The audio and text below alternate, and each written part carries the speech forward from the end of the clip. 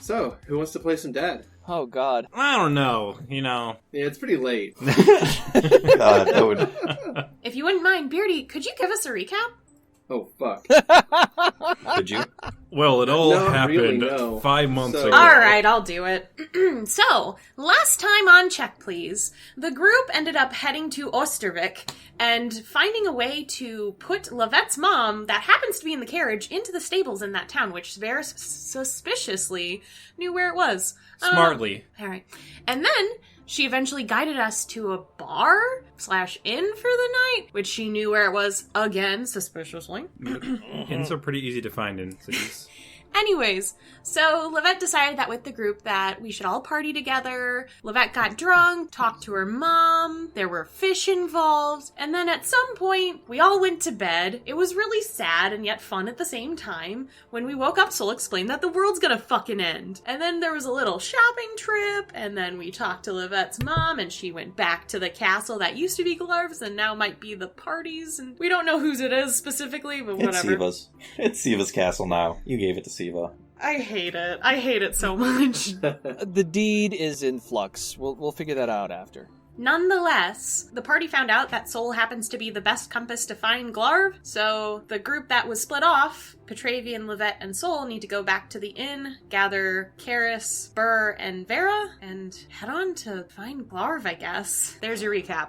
Ooh. Easy. It is now going to be Wednesday, the 7th of March, year 762 of the Third Era, and it is noon. Party is currently gathered in the Saltfish. Where a dead fish on the wall is singing currently. Now, whenever anyone comes into the room, if they get too close to one of the taxidermied fish, it flops out and begins singing about not worrying. Very interesting. Or a desire to go to a body of water. Mm-hmm. Yeah, the desire to be placed in a river nearby. Sol will try to dispel magic. You're gonna take that What? from them? What? But, like, guys... No, this is the mark we leave on this world. I don't want to leave this mark on the world! No, it's based on character now. It's got so much personality. It was just some bowl before. Now it's this taste of the talking fish. I think it's weird first, but it is going to get them so much money. We're gonna name him Salty because this is the salty Yes, fish. exactly. So there you go. We've got the mascot already. I believe they would call this a tourist trap. A what? A tourist trap. What's What is a it? tourist? Somebody who goes on tour? Tour for what? Like a military thing. Tour of duty. Exactly. I see. When they're on leave, they need to go to a place to drink. It's a tourist trap. I think that there's a mistranslation. Legion does not translate into whatever it is you just said. I don't speak Protean, remember? I can speak everything. Anyways, Vera, Burr, and Karis. Is Burr still having a hangover? No, at this point, Burr is no longer having a hangover. God, I hope he didn't throw up. Jesus. These people are doomed. Yeah, it would have melded right through everything. There's just a pile of, a puddle of acid that's, dug a fucking hole in the ground outside the bar. He doesn't appear to have a hangover, but he is hanging with Karis, and the two of them are quietly talking. Are those two okay, Vera? To be honest, I haven't been listening.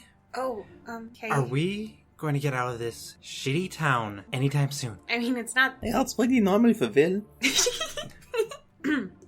Did you get in a fight with someone here or something, Vera? What's going on? I just don't like this town. Why? There's nothing here for me to do. It's never bothered you before. Doesn't matter. We're here to fight Glarv. Why are we doing in this damn bar? There's no need to raise your voice, Vera. Just want to get out of here and get moving on our mission. We've come here to grab you, Karis, and Burr to leave. Vera will get up and head out the door then. Okay. Lovette, I know she's mad at me about earlier, but I don't think so. what's going on? Like, am I that much of a monster to her? She's just been really mean. It's hard to tell you, Vera, if I'm honest with you. Yeah, but this feels like back when she first met me. I didn't know how then. I guess I remember that faintly now, but I didn't. If there was any interaction before I met you, so I would not know about that. I know she's not treating me this way because I'm an elf, but is she treating me this way because... No, I think she's just stressed out about the fight about Glarv. I think she's just scared. Doesn't want to tell us. Me too. But I'm not hiding anything anymore, so... And I mean, we hear about this, so we'll die trying, right? There's no other options. We can't just let him run around. Yeah, anyways, I'm gonna go grab Kirsten Burr. Can you check on Vera for me? I don't think she wants my company. Yeah, sure. We had a bonding moment last night. I'm sure we'll be sick as thieves. Sick as sieves? No, that's not what I said about it. Who's seasick? What? No. You two go check on Vera. I'll grab Garrison Burr real quick. BRB! I'll go check on Vera. Vera's dead. This is a common thing in our podcast. Why does this always happen to me? I was just getting to know them. Yeah, Vera's just outside, probably leaning against the building, just tapping, just waiting anxiously. Well, how we going? Well, so is guzzling the other since and we'll be on our way. And Lovette's like, oh, I don't really want to calm you down. I just don't want you to be mad at me. That's good enough. That's close enough. So, while Lovette is near Vera, not comforting her, Sol walks over to Karis and Burr. Hey guys! Okay. Karis and Burr look up to you from the table they're sitting at. Oh, hey, good morning. Good morning, Karis. Burr? Good morning. Where's Nessa, by the way? Burr looks around, not seeing anyone, and then Karis looks to you and says, well, I'm not exactly sure. I think that he might have left. Yeah, I think that he left with that bartender. Oh, well, I hope he has a good life then. I hope he has a good life.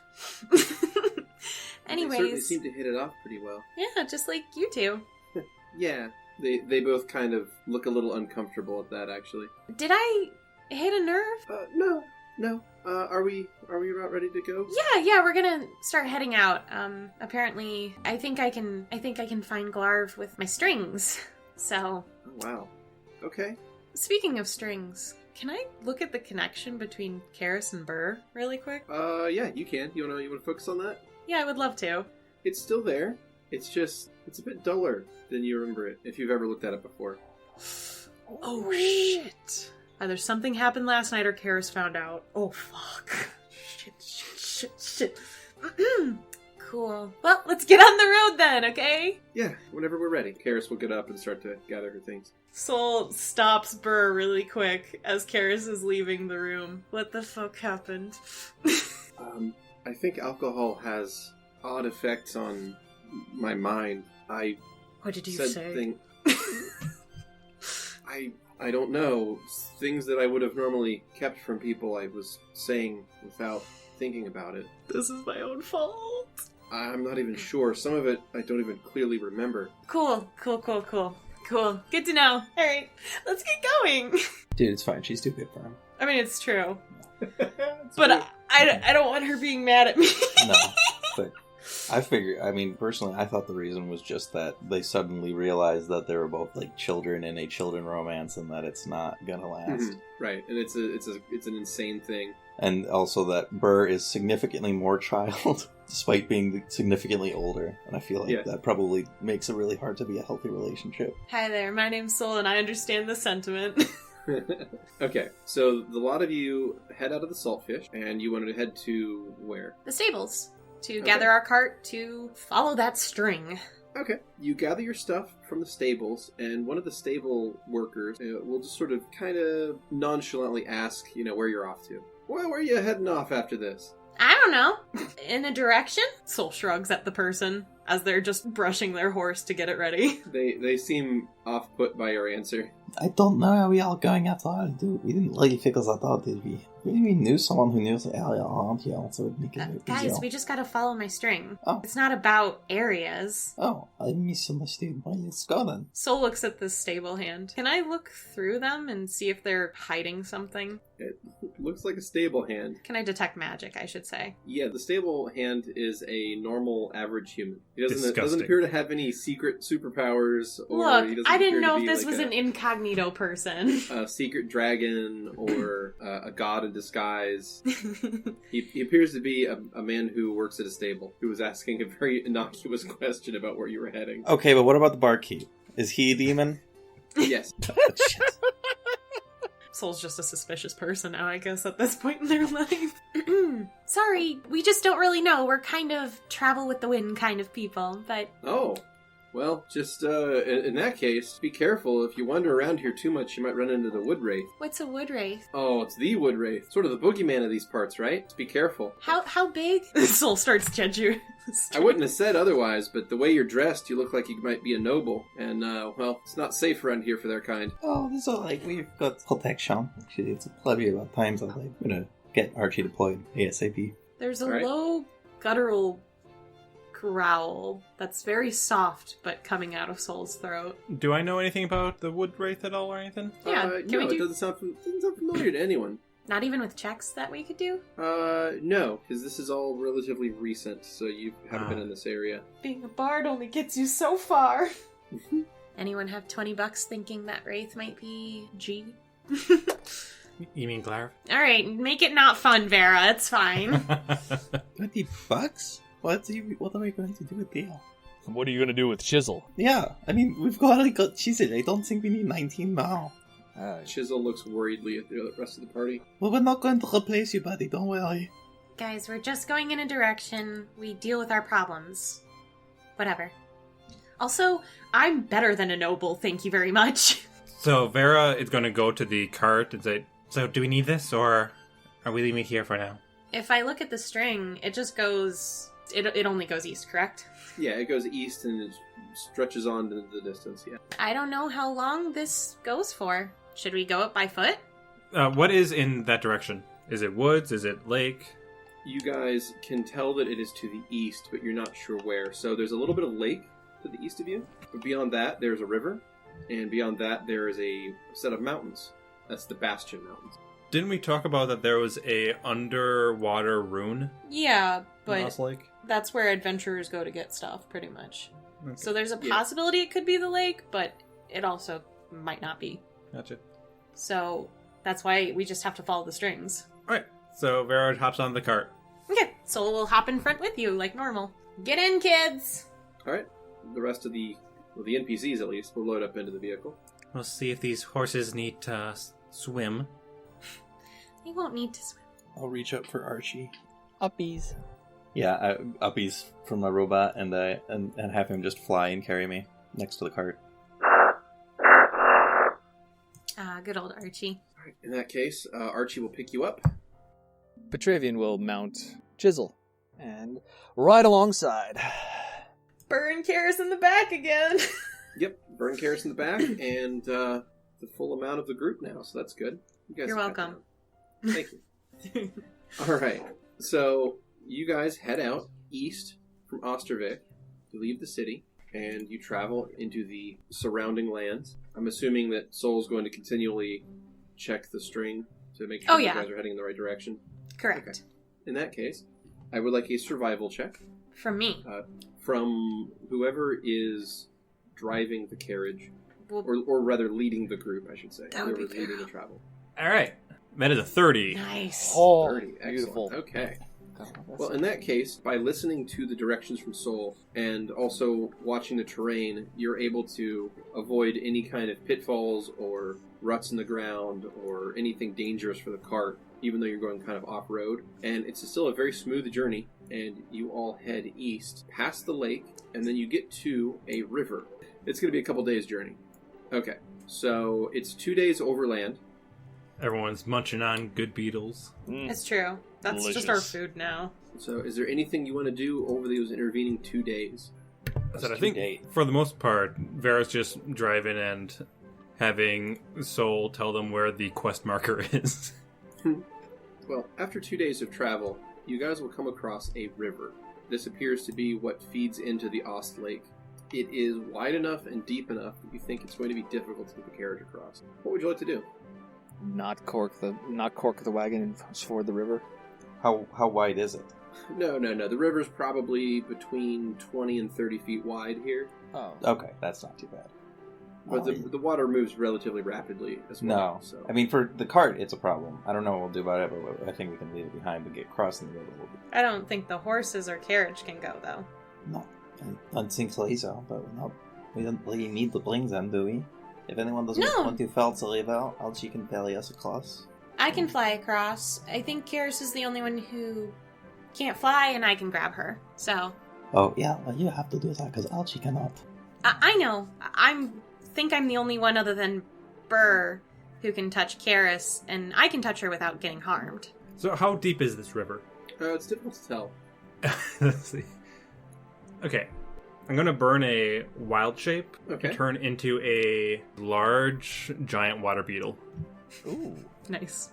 All right, go ahead and burn a wild shape charge, and Oh, that's that. Oh, you can go that swim was it. you. So- Which is horrifying. That's That, oh. Bravo, Vera. And- So Wow, I'm that's swimming really nasty looking. Karis. You bitch. So Vera's going to swim under and just see how the water is, like, just depth-wise, if we could even... Okay.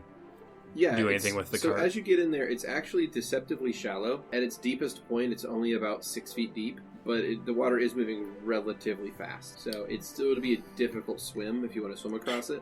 Beardy. I do have What? 2 bull strengths we could get on the horses. Can I just carry the fucking carriage and horses? go God mode. I thought about Archie carrying the horses, Godling. but frankly, I thought they'd be very distressed. Yeah, I know. I don't want to scare the horses, but I think I'm big enough. It'd be really easy is we can just blindfold the horses and then you can do it. Yeah. I don't know, blind. Would that do it? Would they be okay with it? Horses are actually really dumb. I know that. They think they're not alive when you cover their faces and they can't see anything. Just like me. Yeah, they just stop existing. It's really weird. It's fucking weird. Schrodinger's horse, but a mental That's really state. weird. Mhm. Am I alive or am I dead? I guess What I'll is just life? stand here until I starve to death. So, are we able to do this? Or... Archie He's looking can up. lift a horse off the ground, yeah. Oh, okay. So And- this is an option. Do we in case want you to do that? carry Do it. we really need the cart to come with us? That's my question. We don't want the horses to I die. suppose. Yeah. Burr will speak up and he'll suggest that, if you'd like, he can move the horses and carriage across for you as well. Oh, I can probably. I We've got think I'm some big time. enough. Well, I might be bigger than Just you now. questioning the ethics of it at this point. It's an eyebrow raise. What? Nothing? I think you'd be quite surprised. I have a question for everyone. Are you, like, in a triangle formation, just, like, talking this out and stuff? Yeah. Mhm. So, all of a sudden, the giant, large water beetle Mhm. is gonna just, like, crawl up. It's gonna nab Petravian and start bringing him across Just eat him. the... just like a fucking monster. Just watch him go. These two really long front arms, grab you with, these hooked, appendages at the end of these long arms. Just put you on its back. And then it scuttles its way back across the water with these little flaps it swims We're with. just having our conversation. Just don't even. And the whole time, it's like its its little mouth plates are always clicking. So gross. I hate bug mouthpieces clicking. Ugh. That's okay, it's not a bug, so Yeah, it's you're an safe. insect. Oh my god. Dab on the haters. Dab, dab, dab, dab, dab. I hate all of I you. love you guys so much. So Petravian gets shuttled across and is now on the east side of the river. Bye, buddy. Oh. Oh. Look, Burr, I can take care of this or you can take care of this, or we can do this together. What's your job? He looks to Karis and looks back to the rest of you and says, I think that we should work together. And he says that as if he thinks that's the right answer. That's what he's supposed to say. Okay, what the hell? Yeah. Alright, are we moving the horses? I think we got this. Yes, we are! Calm down. Just go. Did Petra de-summon Chisel before he got kidnapped? No. Okay, I'm gonna go over No. to Chisel. I'm gonna be like, Chisel snorts. alright buddy, if you want to get across, then you have not got a gentler option than the big guy here. He'll be very good with you. So if you want... Chisel looks down at you, snorts again, and then just kind of prances across the river. Yep. Yeah. He's a deer. That's his I thing. didn't know how deep it was. He's real big, and Yeah, he's a big Yeah. deer. he's a big fucking elk. He can swim. I just imagine this, him tripping. This doesn't happen, but just him tripping and then just a screaming elk. Just But notably, Petravian could have easily walked across because he's 7 feet tall, and it's only 6 feet Oh, deep. I missed that part. That was... Oh, well then... Yeah, it's It's not that river's- deep. The river is only 6 feet deep, but the water is moving very strong, so it has a strong current. Twice as big as me. That's enormous. So the elk swims across with no issue and stands over next to Petravian. Snorts again. Soul bows to Karis. May I carry you, my dear? Yeah, that would be great. So Soul will lift up Karis via bridal style and let some wings just show on their back and just fly across the river. How many pairs? Let's do 3. 3 pairs of wings sort of unfurl off of Soul's back, and the 2 of you are lifted off the ground and you head across the river. I gently set her down, and then I go fly back to help her with the cart. So the horses are unloosed from the cart itself. I blindfold them. Okay. As soon as you're done blindfolding all the horses, Burr is going to shift back into dragon form and basically scoop up one horse at a time and fly it across the river. Or rather, just walk it across the river. Oh, okay. Because Burr's capable of walking bipedally. Sure. I guess Soul will just float a horse over. It looks huge compared to them. Well, Archie will help out. So after Chisel has this whole thing, then I'll turn over to Archie and be like, I'm sorry, buddy. You'll get to pet them soon, I promise. But let's go get some horses. So we'll help her with that. Sorry, can a large creature fly a medium creature? Yes. Okay, I'm gonna grab a horse too. Okay. And then I guess I'll get the cart last after my horse is done. Alright, well in that case, everybody shifts stuff across the river, and in very little time, you have found yourselves on the east side of the river. I do that cart with one arm, by the way. Oh, I believe it. Yeah. Soul is an anime character now. That's basically the long short of it. You follow anime physics. Alright, well, you are now on the east side of the river. Is there anything you want to do, or just continue along the route? So Vera's gonna turn back into human form and just ask Soul, so is it this direction still? Soul focuses on the string. Yeah, it's still to the roughly due east from here. Still east. So before we go, I have a real question for you guys. Okay. And it's hypothetical, don't worry, but it's been on my mind and I need to ask. At this point, could you imagine anything that any of us could say or do that would make the rest of you turn back, not do this? Yes. And what would that be? I don't really want to say. I can't make you say anything you don't want to, but it sounds like something we might need to know. If there's something that would make you turn back now, we should probably... Oh, I thought you meant literally just like right now. Yes, I mean right now.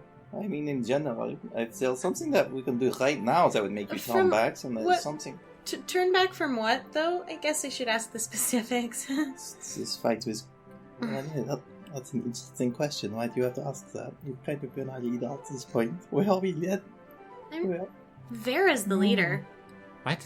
How is taking us here? You've always been the leader. Vera just eyebrow raise. Wait, does no one agree with me on this? Look around at the rest of the group. So, Vera is the leader of her own thing, yes, but you've been pushing us in every direction and picking us up when we're down. If anyone is going to be called out as a leader, it's you. No. No. So you're a protector of the world now, little godling? I'm not the protector yet. Let's remember that. Change the nature of our dynamic. And what we're doing now is we are defending the world. And we're defending it by your lead. Which is why I can't turn back from this. I don't know if I want to hurt him. Why would you not want to hurt him? Because I think he might be like me. What, godling? Well, he is. Right. Okay, I didn't realize that actually. We're both part of the well, eight. I thought it was more hierarchical than that, but Nope. Are you planning on bringing people to your estate and murdering them, eating them? No. Because that's what Glarv does. I don't think he had... I get that this is a losing conversation. Never mind. No, it's not about winning or losing. We want to understand, because if you feel this way when we answer... Well, Vera needs to chill then. I need to chill? I'm sorry that I have something against the murdering god. I don't know. She's been super mean lately. Yeah, that tends to happen when someone says, oh, by the way, I might destroy the world. I'm not going to. And the fact that you don't believe in me really fucking hurts, Vera. The door to the carriage pops open. Karis pokes a head out. Is everything okay? Fine. No. I heard shouting. Are we under attack? No, but you might want to be part of this conversation as well, Caris. Sol, I trust you, but I need to make sure that the hive is safe. I need to make sure this goes right. I promise you, if there's anything I can do, I will protect this world. You have to believe in me. Hey Vera, I've got some bad news for you. If there's anything I've learned in the past few weeks, it's that you cannot make sure that anything is safe. And no matter what you do, it might just not be enough. That's a shit way to think. I will do everything I can to make sure the hive doesn't get hurt again. If that's not enough, you can't blame yourself. If it's not enough, I should blame myself because I need to be better. Beardy, you said it's been 2 days? Yeah. Okay, then I've had that conversation. Well, guess what? I have Mellifera's fucking blessing on my side. This world ain't going down, okay? What? I went and visited her. I spoke to her. What? She gave me her blessing. So maybe you should trust in me then. Since your god does. I don't know if you've noticed, Sol, but I haven't run off. Then stop making it so that I feel like I have to. Vera, you have to understand that treating people this way causes them to do things like that. When we were in the bar, you talked about the world ending as if it was a okay option. I need you to understand that it's not. I can't lose this. You won't. I'm not going to give up the world so easily. I'm going to do everything in my power to keep it going. I know, that's why we're here. Lovette is frowning actually at what Vera's saying. So Vera, I've got to ask you, what if at least the whole hive just was obliterated by something that out of your control while you were gone and you are still alive? What would you do? What do you do next? I'd build it up again. Then it can't go away, can it? But the only thing that can kill it is if you die and you're dead. No else, you don't have to worry about anymore. You get your chance to rest. Actually, I don't think it can die even if Vera does. I don't Just think so another either. druid would be chosen, I think. No, If that's how most religions were. the only thing you can be responsible for is you. I'm take it from someone who is having a really, really hard time believing this herself. I have a responsibility to my family to make sure they're safe. Huh, me too. I have a responsibility to make sure my family's safe. That's the whole point of the protectorship in a way. Making sure everyone's safe. I wasn't disputing that. I just ask that you just give me a chance. Calm down and see things without getting uppity. What do you mean give you a chance? I'm not giving you a chance at all. It's the way you talk to me, Vera. What? It always feels like you're looking at me like I'm a bad guy. I was upset in the bar. I haven't been upset at you directly this trip. Except for right now. Well, yeah, you brought up Glarv. Like, Glarv truly seems to be evil.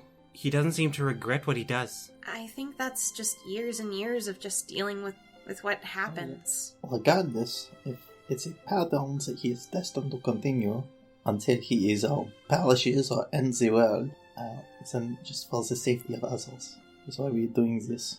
Sometimes bad things happen to people who don't deserve it, but it needs to happen. I would like to quell these reservations or to seek into them, because I'm also having some thoughts, but I see no reason to turn back now. We've gone too far. Would you like to at least air out those thoughts so that you might feel a little bit better? I think I might be playing out of my league in this game of chess, so I don't know that it really matters. Well, you have told us some of the things that this Isha has told you, but I'm a little confused on the nature of your relationship, and I can't help but feel like we are doing the enemy a favor. By getting rid of Glarv? Perhaps? I don't know. If you know any reasons that we would be, I'd like to know. But I'm just trying to figure out... I've been making a lot of big mistakes lately with very good intentions, and I'm trying to break that habit.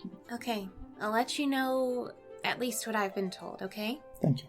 Archie puts a hand on Lovette's shoulder. I put my hand on his hand. Ish has said that it would be regrettable for Glarv to go, but he understands that it has to happen. In other words, I think he gave me his blessing to get rid of him, But it's not a necessary thing for him, on the other hand, because he still needs 8 of us. Does that mean there'll be a replacement immediately? Well, it took them a long time to find me. So, Yeah? why do you seem to talk so positively about Ish? He lied to you. And manipulated you, yes. He's trying to destroy what you love.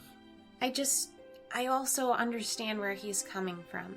I don't know if that's because I live a semi-long life to begin with, or the fact that I've lived a very sheltered life, except for this year. But he's very kind, and, well, it always feels like he cares. A lot. Who was it that we saw in the, spectral world when Glarv transformed at his side? Did that actually look like Ish to me? Yeah, roughly. Roughly? Okay. Because we assumed it was Ish. the enemy, Yeah. like the big bad. Mm-hmm. Yeah. He seemed quite amused when Glarv transformed and started devouring everyone in the room. I think part of the problem here is that the nature of deceit is to be, dishonest. So, if he seems a certain way, but the logic of his actions end up producing a different result, you need to look at the reality. The intentions could all be, not only could they be good but lead to bad actions, but they could just not be good. He could be pretending to be this person. I would imagine that a creature from hell would be really good at that. But we are here where we're at, so hopefully that's not the case. In any case, I don't know. I just want to make sure we're not making a huge mistake again. I don't think we're making a big mistake, but I also don't know what we're doing is actually beneficial anymore. Glarv has been replaced. No. No? He's still part of the 8. There's exactly 8 of us. You can't replace someone who's still alive. You can't use your membership or something? It's not like you cannot be excommunicated? No, not really. I mean, you can just not be in the talks with the group. Pretty tight club. Yeah, it's pretty exclusive, but I think the only way to release someone is for them to die. So they're looking for a more suitable candidate, Probably, because, again, he was a quick change around compared to the others. Oh boy, okay, that doesn't sound good. Frankly, it doesn't sound like it'd be our problem. It'd probably be someone named from a completely different world or something. Or is it all from here now, I guess? Well, he can't leave this world, so... No, but if he dies and he's replaced, is it somebody here or is it somebody somewhere completely... Well, because he's stuck here, he can't get to any other worlds to contact anyone to... Right, so it'd be someone here. Yes. Apparently the world's really fucking big too, guys. Like, whew. Well, yeah, it'd take us forever to get places. Yeah. That's true. Mm-hmm. What? Nothing, I recently went on an adventure with Biff. Why do you go with Biff? Yeah. I needed him to talk to Symphonia. Also, she gave me her response to my invite? Her RSVP, I think she put it? Oh, how was Mellifera? Oh, she was really nice, actually. It was kind of like listening to a song when I talked to her. There's just all these voices. And she was really nice about all the work that I've helped you do. So she gave me a nice little warm thing, and it's like inside me, I guess.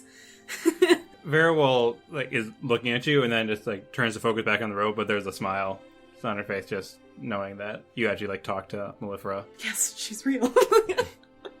She's not just the imaginary friend in my head.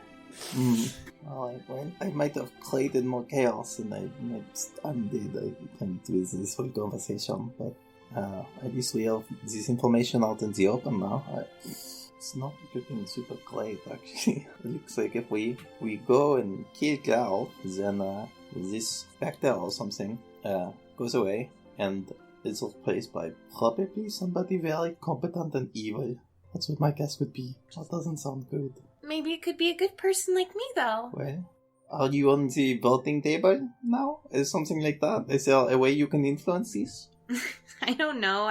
Well, technically, if I have any people who I might think would be good for it, Ish did ask me. So, there are 5 of us. That's not enough. Soul glances at Vera. You want more people to join? Well, I'm just saying, so hypothetically, if we just replaced all of the devils with good, competent people, then we could just undo this whole plan of eating the world and all that shit. But what is the point of the group? Isn't it to destroy this and go, and then like Vera makes like an egg shape with her hands? Soul will project one in your hands for you. So, are they just infinitely replaced if they are killed? Does that mean they are right now? That the last one that was killed is okay? I literally keep saying there's 8 of us right now. I don't know how more plain I can be with us. Okay, well now I'm having an existential crisis. I didn't something out different. I mean, it's something that I expected a little bit, but not how I will it would, not how I was hoping it would. Is Petravian listening to this at all? He's just listening. He doesn't have any questions necessarily. I forgot, what is Petra's mission again? Just To protect the Soul? protector. Okay. To protect the protector so that they can do what they need to do. So we're continuing on trekking over. Okay. We're just getting the horses back, unblindfolding them. Soul's grumbling the entire time. No, the conversation goes on for at least another 2 Wait, hours. we're just going? I thought we all... I don't know what's happening. I don't We think need to we're talk to going yet, Corona though, 'cause about the Lovette's- plan. Yeah. Because we were going to talk to Corona. Oh. We're literally stopped and figuring out if we want to do this. Oh, I thought we'd been like No. driving this whole time. We have stopped at the end of the river. La-di-da-di-da. Let's get on the road. Okay. So, are you guys ready to continue east? Yeah, while we're on the road, I would like to talk to Karis. So it's a private conversation, but I don't care if we're in... I mean, I guess Burr is there, but I don't really... Like, he is Fuck that massively unimpressed, Lovette, with his drunken behavior at this point, and she just thinks of him as, like, an animal, like, at this point. Not quite that bad, but she's just like, he's gonna leave us soon. He's not gonna interact with anybody he could tell that would, like, have an impact on it, you know? He'll go tell his dragon buddies, and they'll be like, sure, that happened. Yeah, okay. So anyway. So, Gary, I think we have a problem.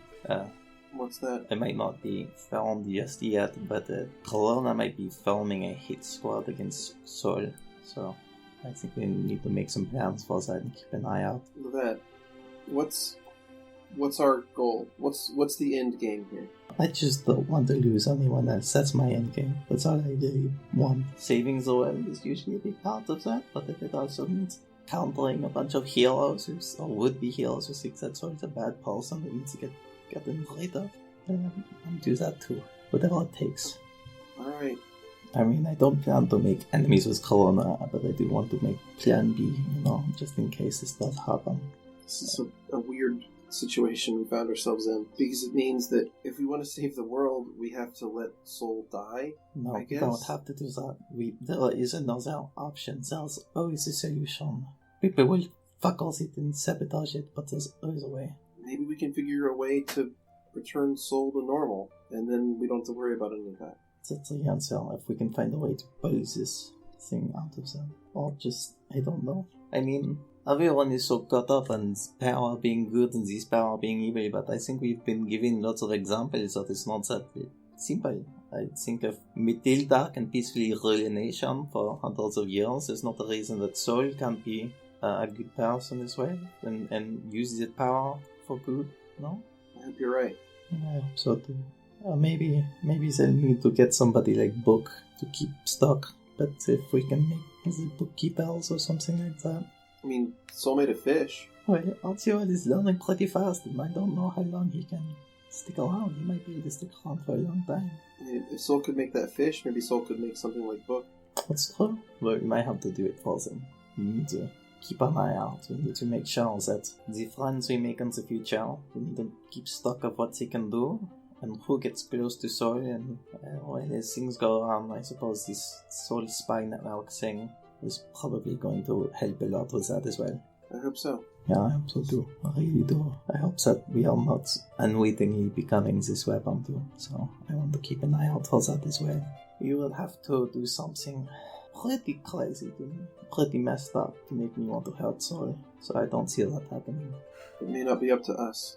Only do what I can.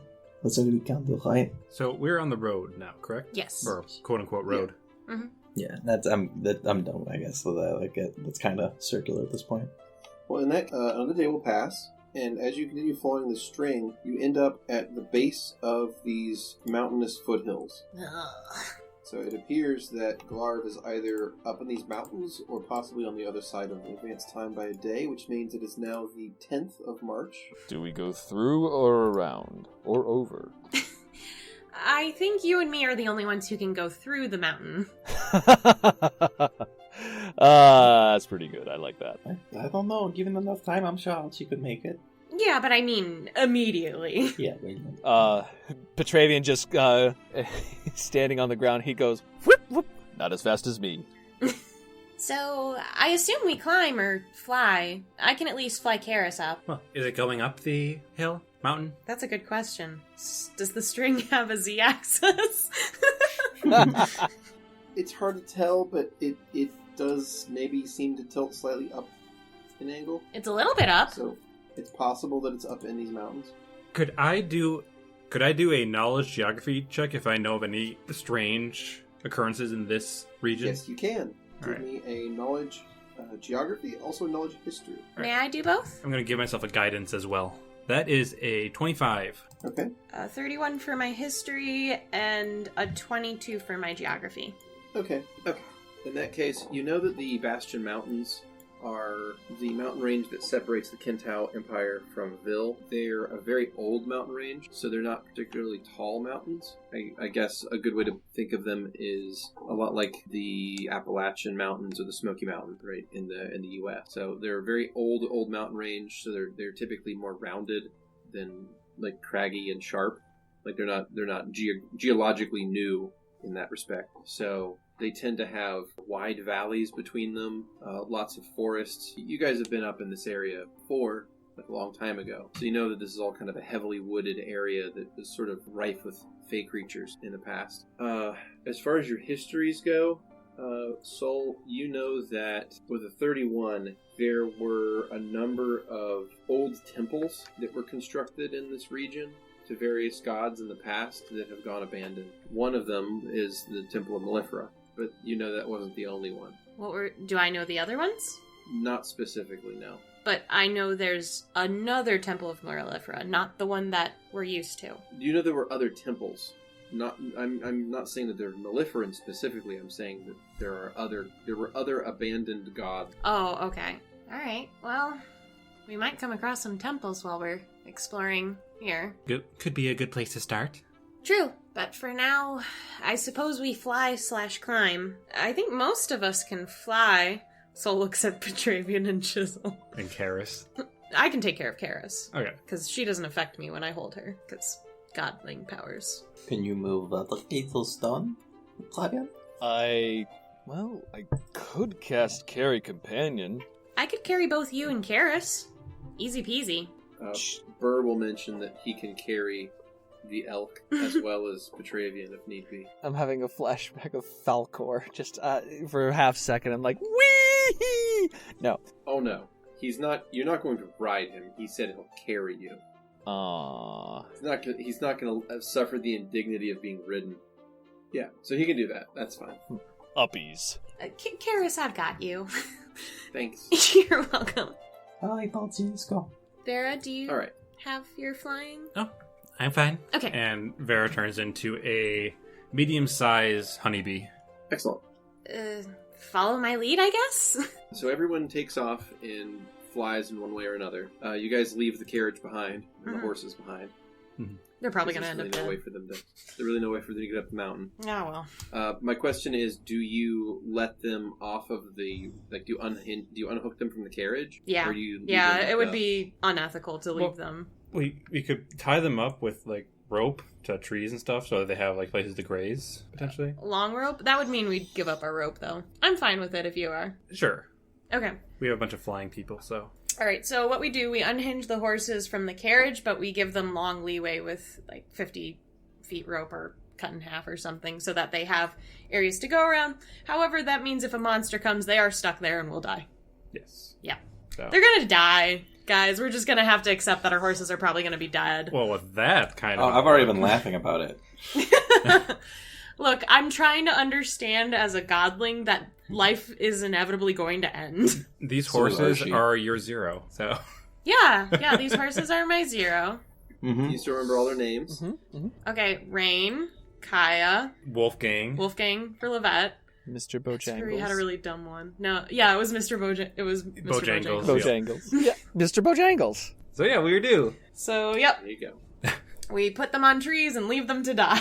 All right. They'll be fine. They'll be fine. So the rest of you travel up the mountain, flying above it, and Sol is constantly checking that strand. And honestly, it's not even that much later. It's only a few hours flight, and you find yourself, like, you believe you're much closer because the direction of the string is changing much more rapidly. You're fine-tuning your adjustments of your flight plan, and within a few hours, so we'll put it up to about 1 p.m. on Saturday the 10th of March, you have found roughly exactly where this thing is. You land on a more rocky slope of this mountain that you're currently above, and you find on this semi-inclined stretch of bare rock there is a fissure going into the ground. The fissures may be 40 feet long, but the fissures may be only 5 feet wide. I hate caves. Yeah, there's more fucking caves.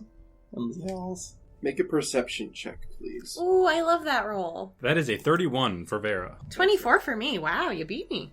That is very Fine on for brand that. for Lovette. Nat It's on 1. brand for Lovette, not one. An 11 for Petravian. The important Alright. one for me here is the Archie roll. That's Hey, 25 for alright. Archie. There you go. Okay, so Vera, with both your high roll on perception as well as your background in nature lore, you notice something strange about the ground here. It appears this fissure is not so much a crack in the ground, but it's the seam left over from when ground came back together, if that makes sense. So it used to be a giant hole or something, or a giant Yeah, giant it looks fissure. like something was here and then it sealed back up. Hmm. And this is all that's left. This is the only remains of whatever that activity was. Whatever happened, that is what remains. So what could that be? How long How- is this fissure? It's about 40 feet. How far are we from where that meteor landed? Oh, pretty far. Yeah, Days that's what I travel. thought. Okay. Yeah. And also we found that meteor, so we know where that Yeah. is. Okay, I thought maybe it left like a residual scar that was getting worse that we hadn't noticed. Or something like that. And maybe that started sealing up. No, it's closer down to Wittingen. You can actually see where the Hollowed Grove is. It should only be a couple That's mountains near it. I'm trying to think if that's something that Vera would have to tell people about. Because it doesn't sound like a dangerous thing, it's just information that will be helpful when I eventually am able to tell you. So Vera is going to fly to this thing and definitely looks interested in it. Okay. You get near it, and there's sort of, say, musty air coming out of this fissure. Musty air. Mm-hmm. It smells like stale air. Mountains. And of how mimic. big is this fissure, did you say? About 40 feet long and about 5 feet wide, but it goes deep underground. Well, we know that this is definitely something that has changed recently, potentially, so... It's a recent It thing? doesn't look recent. Oh, no? I think it's an Oh. old natural thing. Oh, Like, you know, gotcha. Pangea fucking shit or something. That's what I'm getting, at least. Just plate tectonics, yeah. Yeah, it certainly doesn't look like I apologize if it made it sound recent. It doesn't look recent. It just looks like there was some sort of phenomena that happened here. Yeah, to me, it was hard to tell if you were explaining plate tectonics or that it looked like hell had sealed back up. No, I'm just having... Both of those would be accurate. Oh, fuck. Oh, I think I know where we are. This is where, like, he first landed or some shit? It's like where, I'm not saying anything. It's like where Ish first arrived. I'm not saying anything. Are we at the bottom of the egg? No. We're one of the yolks, you dummy. Well, we could be the bottom yolk. Bottom of the yolk. Yeah, maybe this is like a double yolk egg. Come on. We're the yolk, you dumb swamp witch.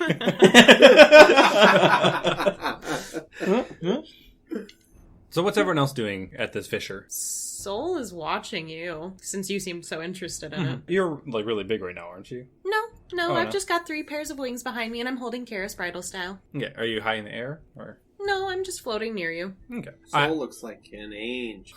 So Vera looks at the party, just like, are we going in? Like, looks at everyone, looks at the hole, in a, are we doing this? The string goes in there, yeah? Yes. That's where the string goes. Just, I want you guys to be prepared that this is gonna fucking suck. We're in the middle of the air, correct? Or did we land? I mean, we've some have landed, some have Okay, not. so I'm just wondering if Petravian's just sitting there with his arms, like, up in his shoulders being carried by Burr. Like, Gives the 2 thumbs up. Yeah, you've got a big claw wrapped around your middle.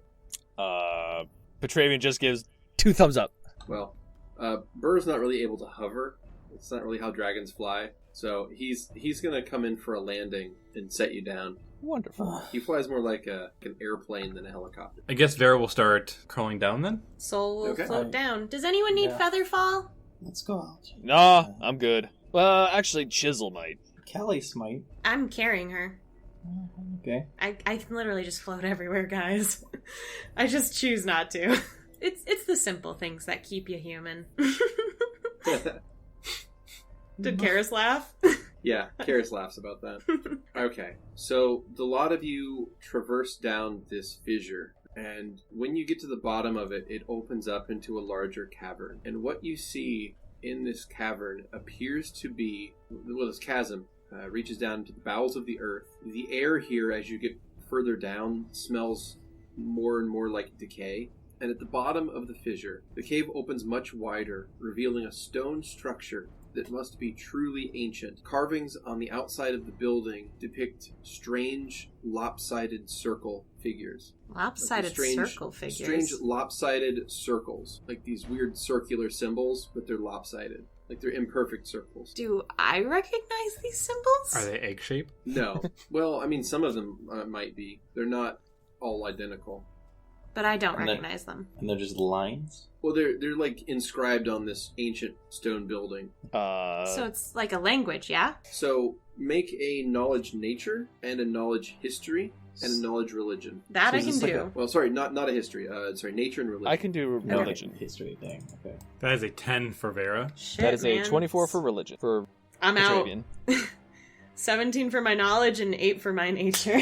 Yeah, okay. In that case, you guys have no idea what this is. Even the 24 religion isn't enough to get it. Aw. This appears to be some kind of ancient temple. You're not sure who it was dedicated to or why it's somehow underground in a fissure. I could lore master my religion, guys, if you want. You could lore master. I would say Sure. lore master that. I don't know what else. I'll we'll lore need. master my religion. You lore master your religion. Alright, burn the ability, and I will tell you what you know of this place. So, you use lore master, and you're, essentially a hand reaches off camera and hands you a cue card.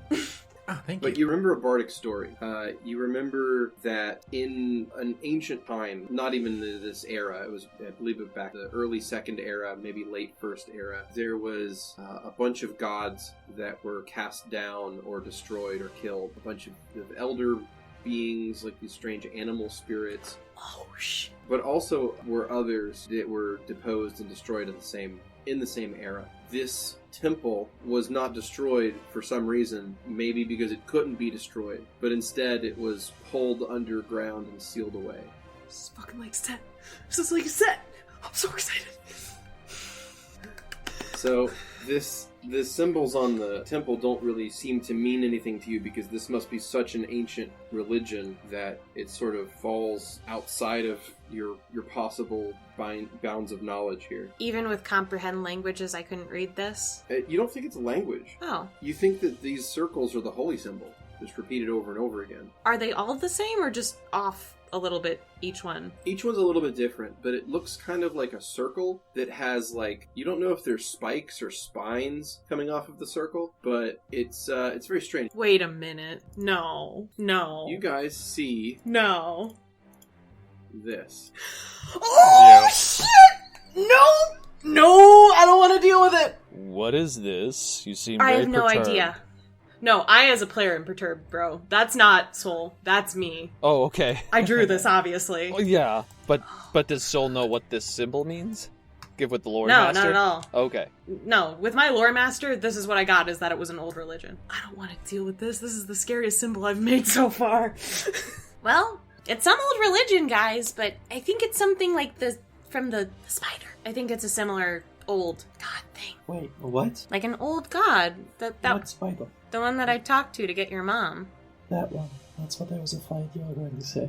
An elder being. Is that what it is now? I don't know if we're dealing with it. I just know this is a temple to it. Well, okay, well, like, cool. It's keep 2 birds with 1 robot.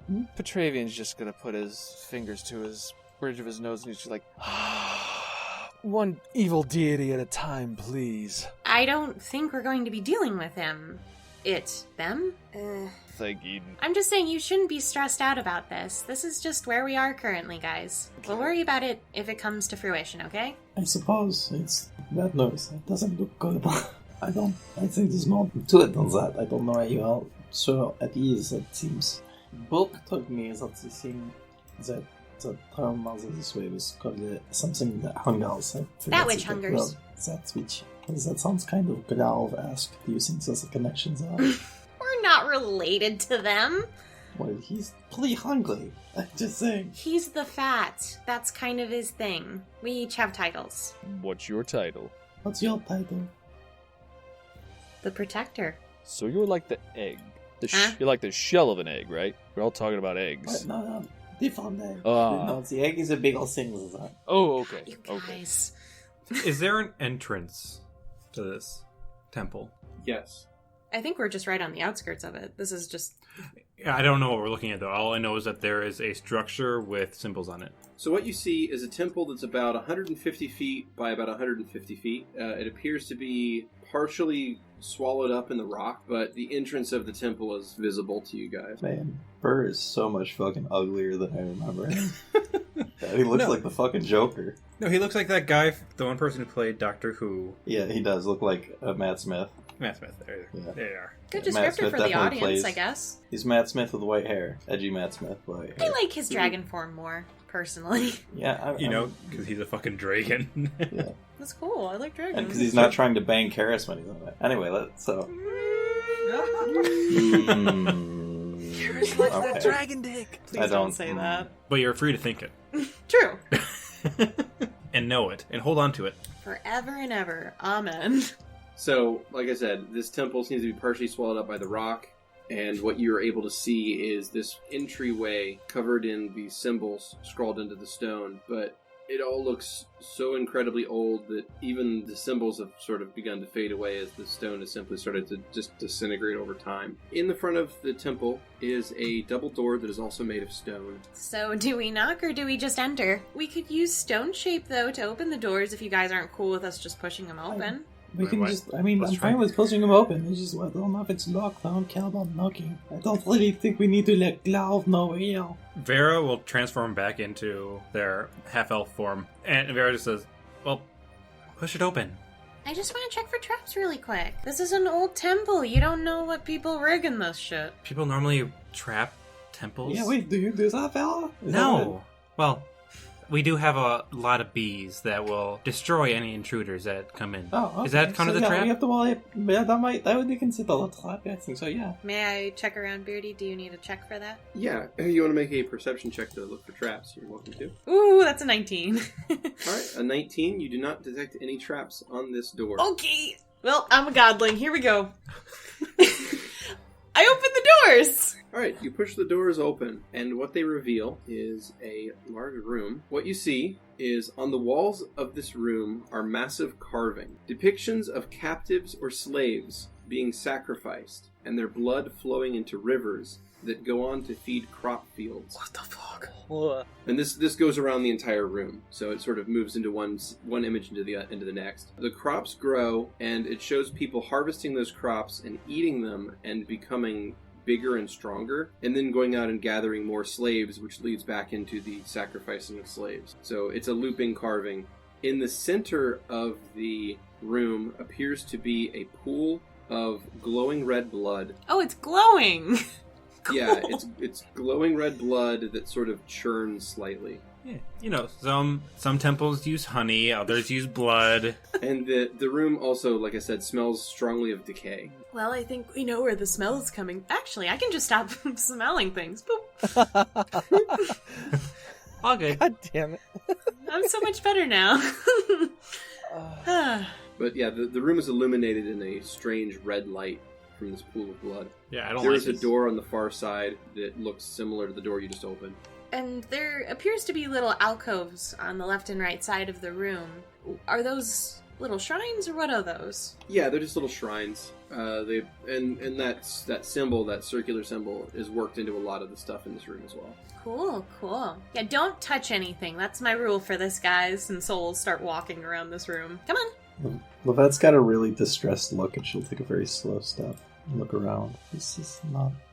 I'm really confused right now. My mother was a priestess of this? No, she was a priestess of that which hungers. What is this? I don't know. It's just an elder being. I just don't think it's that which hungers, because that which hungers, I'm pretty sure, is like a dark elf thing. So far we're walking around this shrine. Well, I was going to say avoiding it, but Burr and Kara seem to be... Look, they're on a date, okay? A date to the blood fountains? Yeah. The glow of the Numb. bubbling brew of blood. This is really uncomfortable. I'd like to make a perception check in here. Okay. To see if I can see Go for anything it. else that I may have missed. That is going to be a 34. Jeez. Wow, very nice, very nice. Yeah, so what you notice is sound coming from the north, through the door to the north.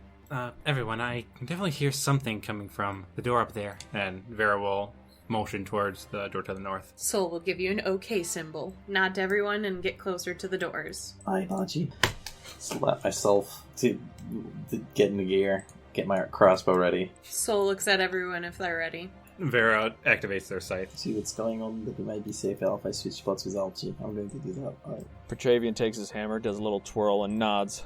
So for the formation for the viewers, Vera, Soul, and Petravian are lined up in a row in front of these doors. Archie and Chisel are right behind them, with Burr right behind Chisel, and then Karis is off to the side of Burr, and Lovette is off to the side of Archie. If I look at the string, does it go straight forward? Straightforward. I open the doors. Alright, and what you see is a much larger room ahead of you. Oh my.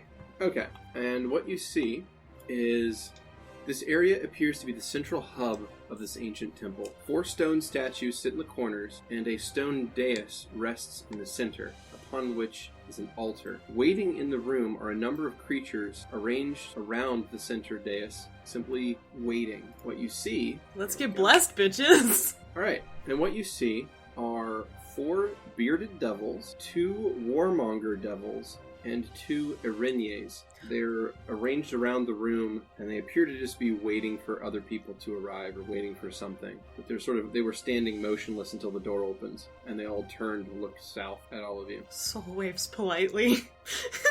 Stand down? The araignées pull bows made of flames. Alright, well, I tried. So they ready their weapons and move to, I suppose the better term would be to defend this area from you. Is the string still pointing forward? Past the... There is a double door. This is the sub-boss. In each cardinal direction. Mother. So there's 2 doors going west, we got a dungeon. doors going west, east, and north. Yeah, he's north. And the string appears to go due north. Du north. Due north. North. Petravian, I hope you're ready to bless some good old friends of yours. Oh boy. Alright, well, I rolled initiatives here, and it appears that Burr has won initiative with a roll of a 23. So what he is going to do is move up and then shift into his dragon form. Rawr. That's his turn. Alright, that takes us to Soul. So what I'm gonna do, I'm gonna inspire courage on everyone. So Soul takes out their lyre, strums it a couple of times. People feel a little bit better, and they're going to strike Bearded Devil 4 that is closest to their northwest with Symphonia's Wit. Alright, go ahead. 31 to hit? That's a hit. Go ahead and roll damage. Okay. That is 15 damage. There we go. Alright. But that is the end of my turn after hitting that, because I think I can only do 2 actions, right? Yeah. Wait, can I do more? No, you're good. Okay. Alright. Wait. So the I araignées. do more. Alright, so the araignées is going to fire full attack at Burr with a flaming composite longbow. That was a lot of dice. Only 1 hits and deals 12 damage to Burr. Alright, araignées 2 is going to do the exact same action, and only 1 of those hits, dealing 11 damage to Burr. Alright, that takes us to Lovette. So I pull out a little roll of film out of my jacket. Mhm. I place it into a slot on his leg that sends it up a chute to his spine, and I'm going to cast Bull Strength on him. All the doubling up musculature pops out in his armor.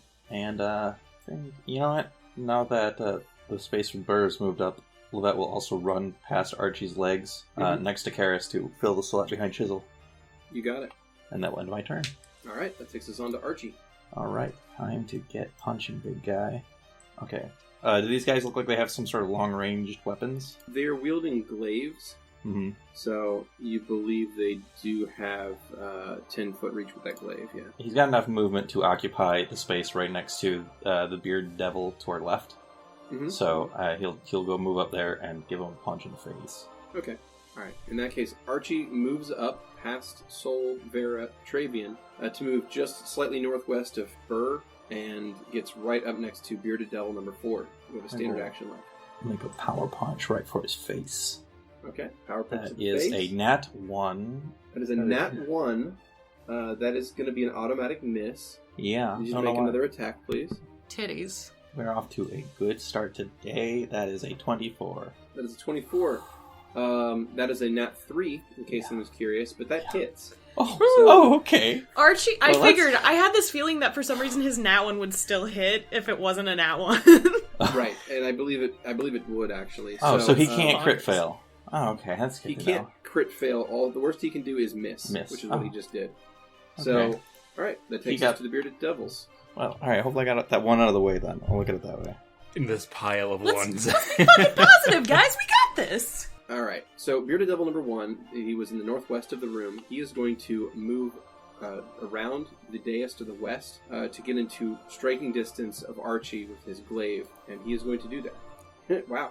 Alright, he's going to attempt to strike Archie, but he also rolls a natural 1. Yes. So, Miss. alright, he does not confirm his critical miss. That's going to take us on to Bearded Devil number 2, which is the one in the southeast next to Burr. He is going to make a full attack with his glaive and try to strike Burr, and both of his attacks miss. That takes us to Bearded Devil number 3 in the northeast, who does a mirrored move that Bearded Devil number 1 did and move around the dais, this time to the east, to get into range to attack Burr on his turn. However, he had to double move to get there, so he's done. Alright, that takes us to Bearded Devil number 4. Bearded Devil number 4 is the one in base-to-base contact with Archie. He's going to double attack with his glaive to try to hit Archie, and only one of those attacks is going to hit, so he strikes Archie for 15 points of damage, and Archie also, I believe, is affected with an ability that this guy has. Yeah, there's no save. Okay, in that case, Archie's going to begin bleeding. Okay. What? Like oil? Yeah. Okay, I mean, Yeah, So, that is, essentially, it's an ongoing bleeding effect that's going to deal 2 damage every turn. It's called Infernal Wound. A bit more left. Vera is up now. Alright, so first of all, what Vera's going to do is she's going to activate her Vespid form. Excellent. So her skin tightens and just cracks into the chitinous body. And then Vera's going to Fecund Familiar. Okay. And then Vera will take a 5-foot step up. So, Hummel is now a large swarm of bees, and that will take us on to Karis. That's my girl. Alright, Karis is going to move 10 feet to the west to get on the other side of Lovette, and from there, she is going to begin casting a spell. She's going to take the rest of her turn. Chisel. Chisel is up. Oh my boy. Chisel. I'm trying to see which one would be most effective to attack. Question to the DM. The space that is to the west of Archie, but to the south of the Bearded Devil, is that playable space? Yes. Those are 2 steps that lead up to a slightly raised platform with a statue on it. Yeah, that'll look really dramatic. Do that. So Chisel is going to dart, bob, and weave to get to that to that position to the south of the Bearded Devil number 4. Who is the one that is attacking Archie? Correct. So that one, that is going to provoke, just so you're aware. Well, actually, if I were to go one space to the northwest, I'd get flanking though on that, correct? Correct. I think that's the best option for Chisel. Okay, in that case, here is your attack of opportunity. That is going to miss. Cool. Alright. Chisel has a standard action left. He is going to attack. Alright, give yourself a +2 bonus for flanking. And then I'm going to hooves him. Oh, damn. That's a 33 and a 29. Cool. You hit for 12 and 7. But not good. The Bearded Devil is heavily injured. Hell yeah. Alright, that takes us to Hummel.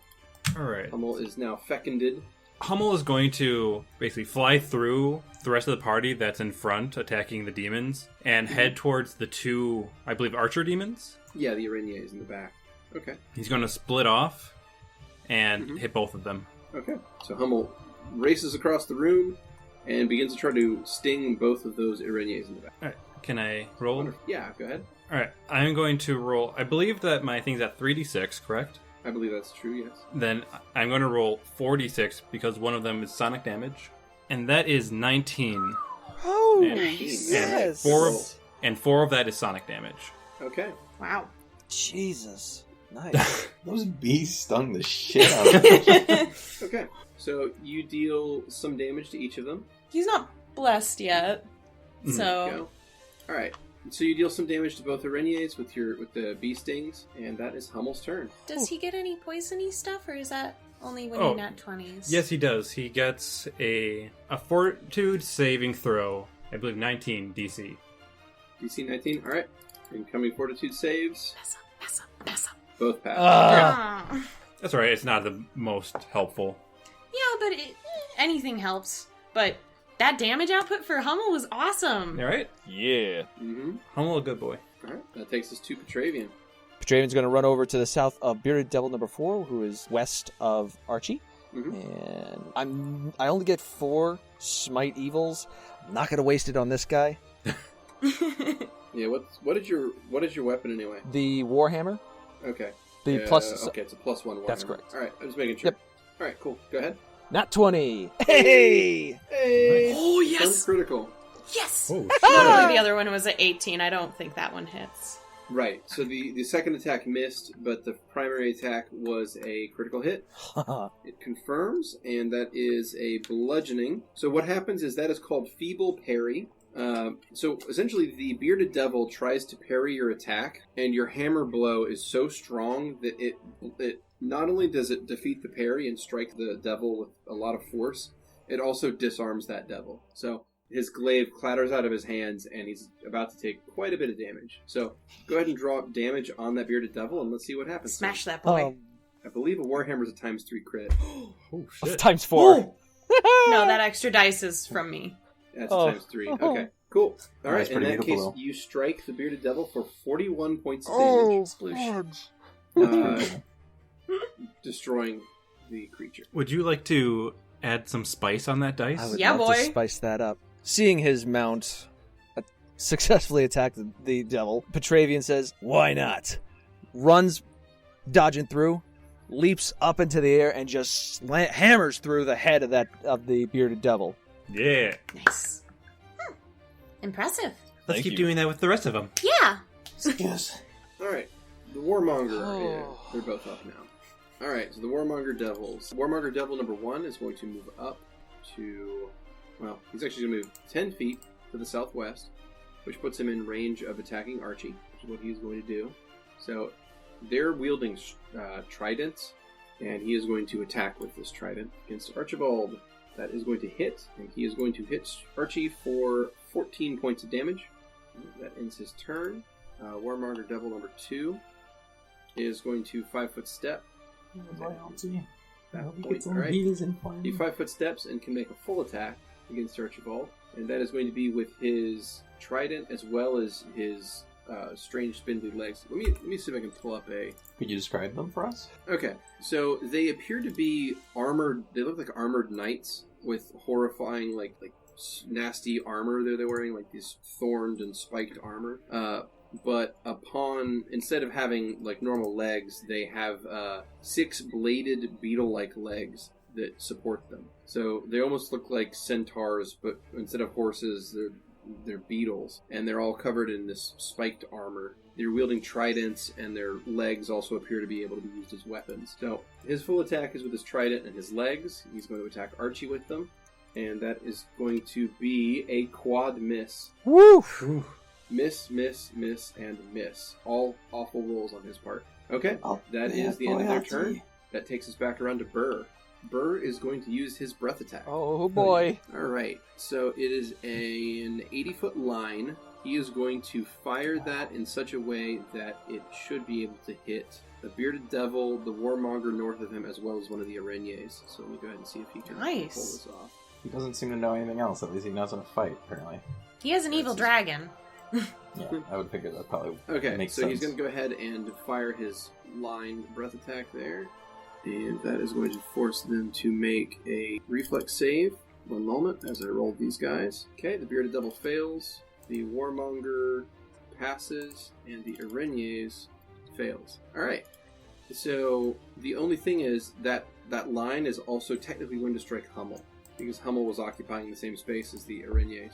Why does he keep doing this? So I need Hummel. God fucking damn it. I need Hummel to make a reflex save. Alright, so that is going to be a nat 1. Oh. So, Yikes. Okay. Oh, no. Alright.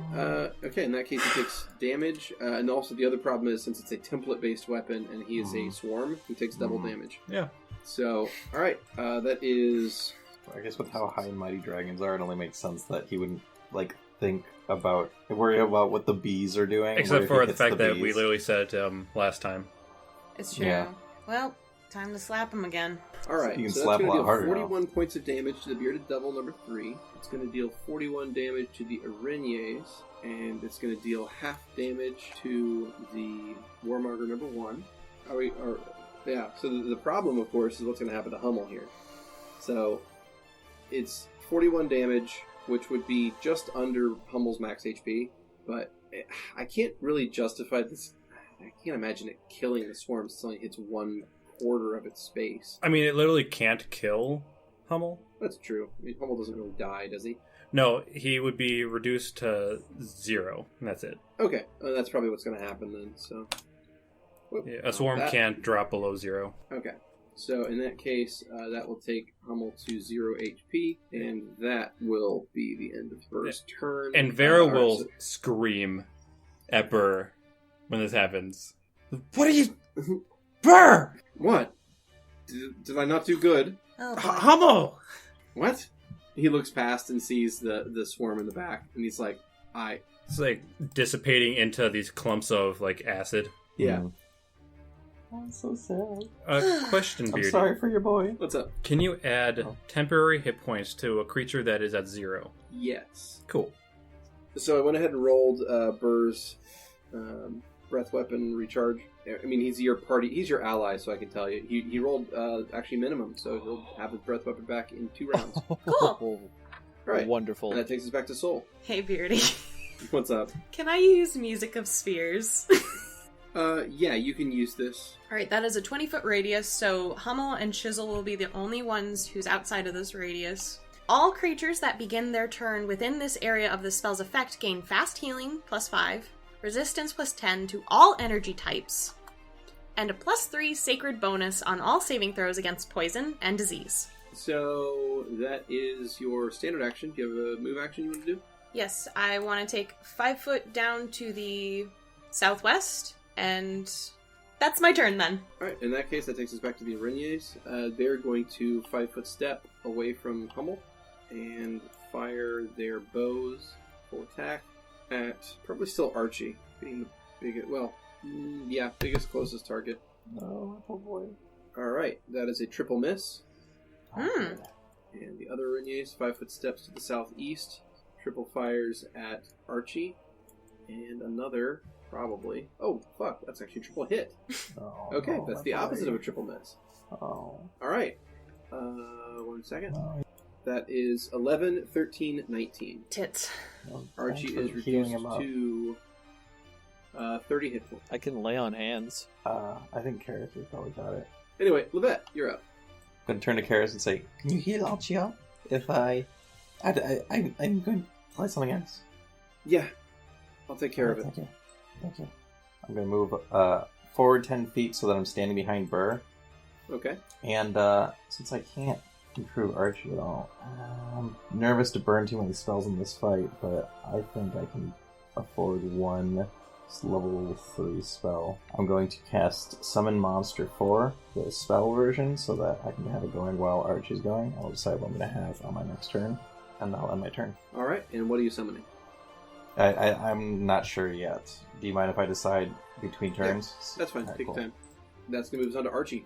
Alright, Archie's going to take a 5-foot step forward towards the warmonger devil that attacked him. And, man, my heart is pounding moving him closer to that thing. Is healing kick in yet? Has it kicked in already? His health is at 16. Oh no, his wounds are at 69. Nice. Yes, the healing worked. Alright. Anyway, power punch. Double punch into the warmonger devil. Okay, Warmonger 1 or 2? That is 2. The one that attacked him with the trident. Excellent. Just gonna Okay. reach forward. Oh my god, what is with these nat ones, buddy? Buddy. Buddy. I mean, at least we know he can't. Well, unless he gets Not hit hit. double one.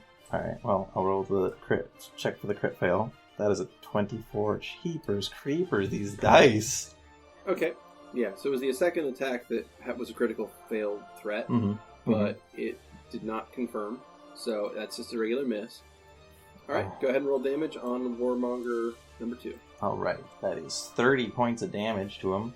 Alright, you strike Warmonger number 2. Okay, well, that ends his turn then. Alright, that takes us on to the Bearded Devils.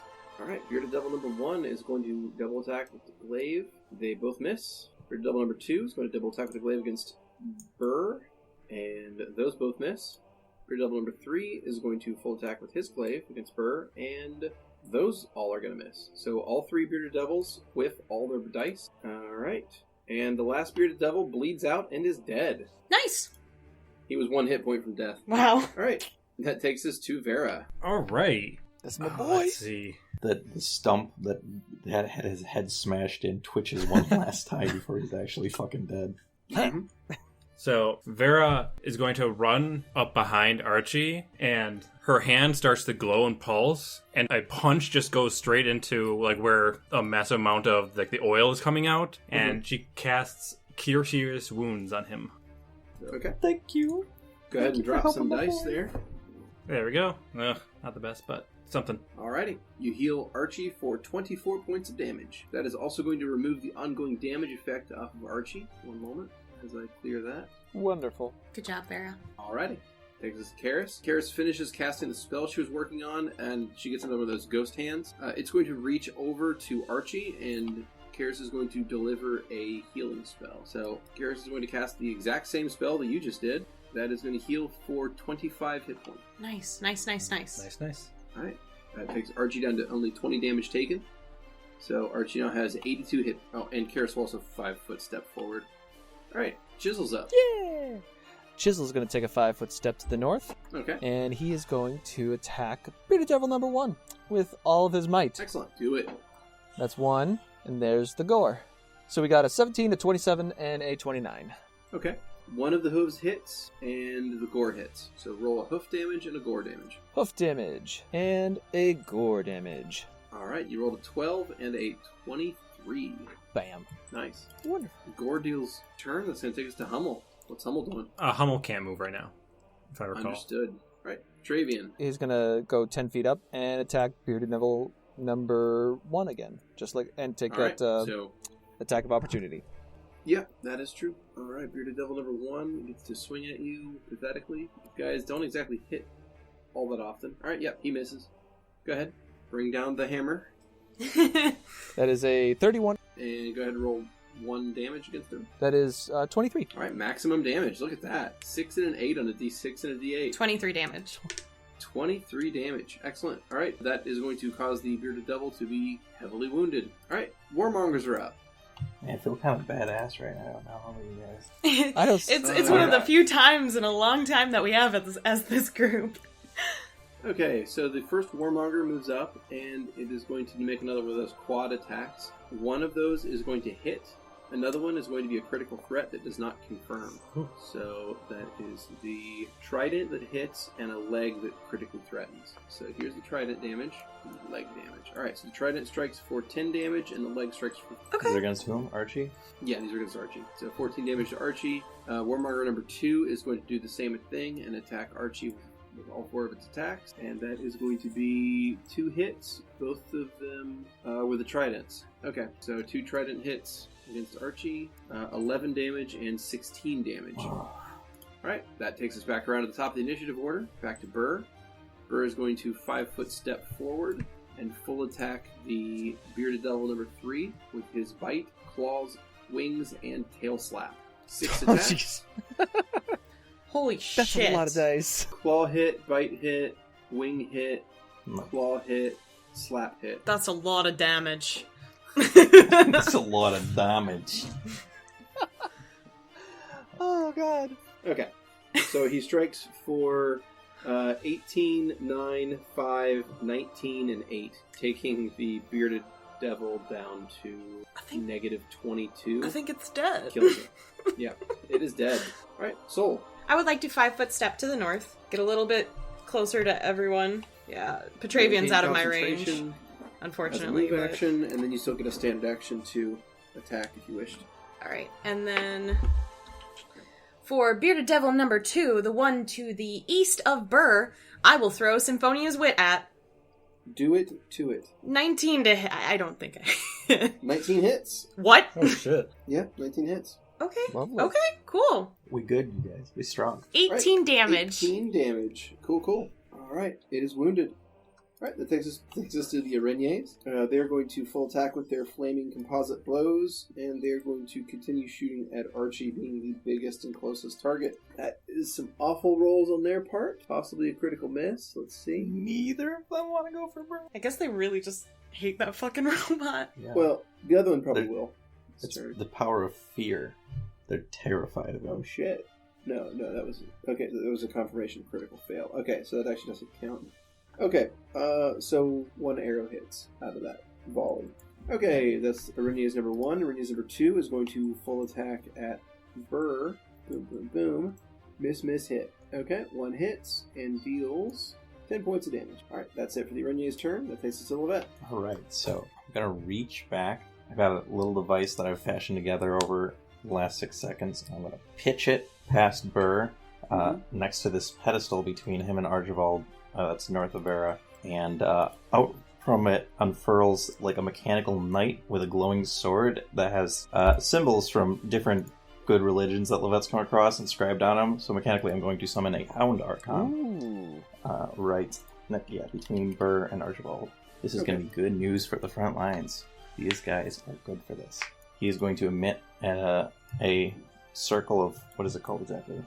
A magic circle against evil within 10 feet. So Burr and Archie and Vera will all get some pretty bonuses. Get AC against these guys. I think it's largely going to double down on the shit that Soul put up, so that's good. So basically all creatures within that area gain the effects of protection versus evil. And then, I'm going to move up so that I'm next to Archibald. I'm going to run up past Vera behind him. Okay, you move up 20 feet to just behind Archie. And I'll end my turn. Alrighty, the Hound Alright. Archon is up. I wanted to do its full round attack against the Warmonger Devil 1, which is right next to him.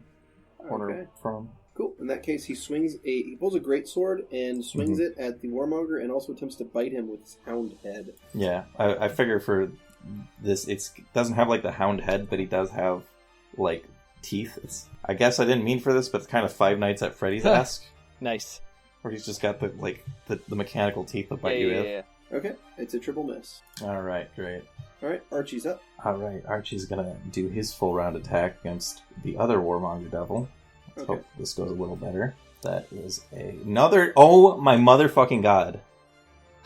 It's a 1, and Another just in nat case one. You were It is- curious, the other die was a 1 and a 1, making it 11. 11, it's all that's ones. true. It's ones all the But way. Ones. How the But fuck? this time, the nat one was the first one. Yeah, the one is the first attack, though, so the other one biffs. I guess. It might. I guess You this. gotta confirm it. Oh, only if But it you can't. confirms? Only if it confirms is it a critical miss. Okay. Well, Whew. 7. I would say chances are very low, but chances are really low any of this should have been happening. But Yeah. whatever. That's So it does insane. not critically miss, but you do miss with that first attack. So the second attack hits, go ahead and roll damage. I think I figured out what happened. So I think back when Lovette was all mean to Marcus, fucking Skrewy hexed me, stole all my luck. So now he's rolling nothing but crits, and I'm just okay. And I'm in one city. Wait, is that why I usually roll shitty too? Is because Vera always makes fun of Marcus? Mhm. And I kissed him Just before don't- he died, guys, so I'm in the clear. Now we felt salted. God damn it, Skrewy.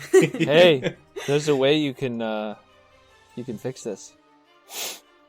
Well, that one punch is still going to do 32 points of damage to this guy. Nice. Woohoo! All right. Oh, shit. The Warmonger Devil is now heavily injured. Shit. Punches like a dent into the big metal face. All right, Bearded Devil number 1 is up. He's going to attack Petravian with his glaive, and of his 2 attacks, 1 is going to hit, and it is going to deal 13 points of damage and also deal an infernal wound. What is an infernal wound? It was what was on Archie. It's the bleed effect. Would stabilize combat that? Possibly. I mean, it's supposed to be any magical healing removes it. Oh, so Okay. cure light wounds would fix it. All right, Bearded Devil number 2 is up, and it is going to double attack with its glaive at Burr. And double whiff. Vera. All right. Vera is going to point at Hummel, and the bees in her apiary are going to go towards him, and she's casting Feckin' Familiar again, and he's going to get 41 hit points. Temporary hit points. Move action. Vera's going to stay where she's at, behind Archie. Okay, alrighty. That takes us to Karis. Karis is going to move into the room 15 feet north, so she's now 10 feet south of that Archon to get bonus AC, and she is going to use that ghost hand that she's still got attached to her, and she's going to use it to attack one of these araignées in the back of the room. Araignées saving throw, nat 20s. Bam. Alright, so anyway, she reaches out with her ghost hand and strikes an araignées with it and deals some damage to it. Cool. Okay, the araignées is still up. It's heavily wounded though. Alright, that is Karis' turn. That's going to take us to Chisel. Chisel's going to hoof gourd on Bearded Devil number 1. That is a 26 and a 28. Both hit. Go ahead and roll damages. 15. And then here comes the gore. 16. And for the podcast, that is the devil that's right in front of Petra. Alrighty. Next is Hummel. Oh, I thought I would Alrighty. down. Darn. Hummel is going to move over on top of the Warmonger and the... is it Araignées? Or Araignées? Yeah. That are on the west side of the altar or blood pool. Okay, the one that's less injured. Yes. Keep reading it as Irene. I'm trying to get as far away from a breath weapon as I can. Poor Hummy. And Alrighty. Hummel's going to start swarming him. Do it to it. So that is 9 points of damage, and one of that is sonic damage. They make a fort save for the poison. Alrighty. That's I think it's to Petravian. Who's that? Who's after me? The Devil Warmonger. I don't think Archie would survive another thing, so I'm gonna burn a Lay on Hands, heal up Archie. Okay. Alright, so you use your Lay on Hands ability on Archie, and you heal for 21 points of damage. Cool. That takes us to the Warmongers. Warmonger number 1 is going to full attack Burr. All full miss. Alright. And Warmonger number 2 is going to full attack Archie. And another full miss. Alright. Beginning of round 4. That takes us back to Burr. Alright, Burr is going to... He has the ability to breath attack again, so he is going to do that, and he is going to strike Warmonger 1 and Araignées 2 with his acid breath. You see that. Alright, and reflex saves from both. Both fail. Alright, Burr strikes with his 12d6 acid damage. Alright, he hits for 44 damage against both targets. Oh, golly. I am so glad we became friends with him. Something no one anticipated. No. He just didn't want his mom to hurt him. Yeah. Yeah, I feel bad for all the judgment I laid down on that. I take it back. It's paid off. I mean, it was still weird, but it paid off. It's worth it. And Araignées 2 is dead. Yay! Death to all who oppose us. Alright, and then I need to roll the recovery time. Fucking A. Alright, Burr rolled minimum recovery time again. Cool. 2 rounds. Okay, that's Burr's turn. Is a bardic performance a spell? Does that cause my concentration to go away? Oh, no. Okay, that's all I needed to know. Inspire courage, bitches! That's my turn. You got it. In that case, it's the Araignées up, and the Araignées is going to move out of the Hummel swarm to the northeast. And full attack Archie. Hummel be all like, you think you can run from me? No, wait, don't go. I just want to hug you with my butt! Lovette, you're up. I'm going to burn a magic fang. I'll slap another little roll of film into his chute, and the blades pop out of his arms again. Wonderful. So he's got Alright, some proper Archie has been magic now. fanged. He sure has. Move action? I will stay where I'm at, and the Hound Archon, on his turn, I'll have him full attack the same Warmonger that he did last time, the one right next to him on this platform up here. to his northeast. Yeah, That he's is northeast. a great sword and bite attack. All 3 miss. Aw, bugger. Get him, Archie. Alright, Archie gonna punch this guy's head in. Hopefully. Come on, buddy. What? There's no ones. What the fuck? But a 2 and a 3. A 2 and a 3. Like, you have the worst luck. This is incredible. No, the important thing is, doesn't matter. As long as you don't roll Those both one, you miss. hit. So, they both hit. Go ahead and roll damage. I would very much like to roll damage. Nice. 29 damage. Golly, Oh, dead. shit. 29 and 34. What the fuck? Alright. Archie hits for a 29 and a 34. Warmonger Demon number 2 is dead. Sorry, Warmonger May I Devil. place some spice on my dice? Yes, please. Yeah, go for it. I would like to. That's a different show. I like he grabs the armor plating in the chest where there's like these flames coming out, and he like underneath and pulls it out and peels it back until the flames just spurt out, and the guy looks like he's out of life, and then just lets him go, drops him to the floor. So, All right. Archie is our Bowden. Yeah, kind of. Except for No, Bowden is the other game's Archie. Very you're true. right. that only rolls wow, nat yeah. 20s. That's true. I missed Yeah, those 20s. Bowden's supernaturally lucky. Archie is not. Alright. Bearded Devil number 1, fully attacking at Petravian. That is a double miss. Bearded Devil number 2, full attacking Burr. That is a double miss. Vera. Alrighty. So, Vera's going to run past Archie, 15 feet, and basically be right next to the bearded devil that Petravian is in conflict with. Okay, that will provoke. Is that okay? Yep. Alright. Bearded Devil number 1 is going to make a provoke attack here. Attack of opportunity versus Vera, and that is going to miss. Okay, go ahead. Alright. And Vera, with her scythe out, is going to just try to slash right through this guy. You got it. Go ahead and make a roll. That is a 33 to hit. Yeah. 33 hits. Go ahead and drop damage. Yes. And boom. That is 18 damage. 18 damage. Alright. Cool. Still not down. Bugger. Got a nasty gash in him, though. I mean, with That's both your turn? Chisel and Yep. Vera going after him. Woo! Yeah, a lot of gashes. Alright. Karis is up, and Karis is going to attack the other Reniers with that ghost hand.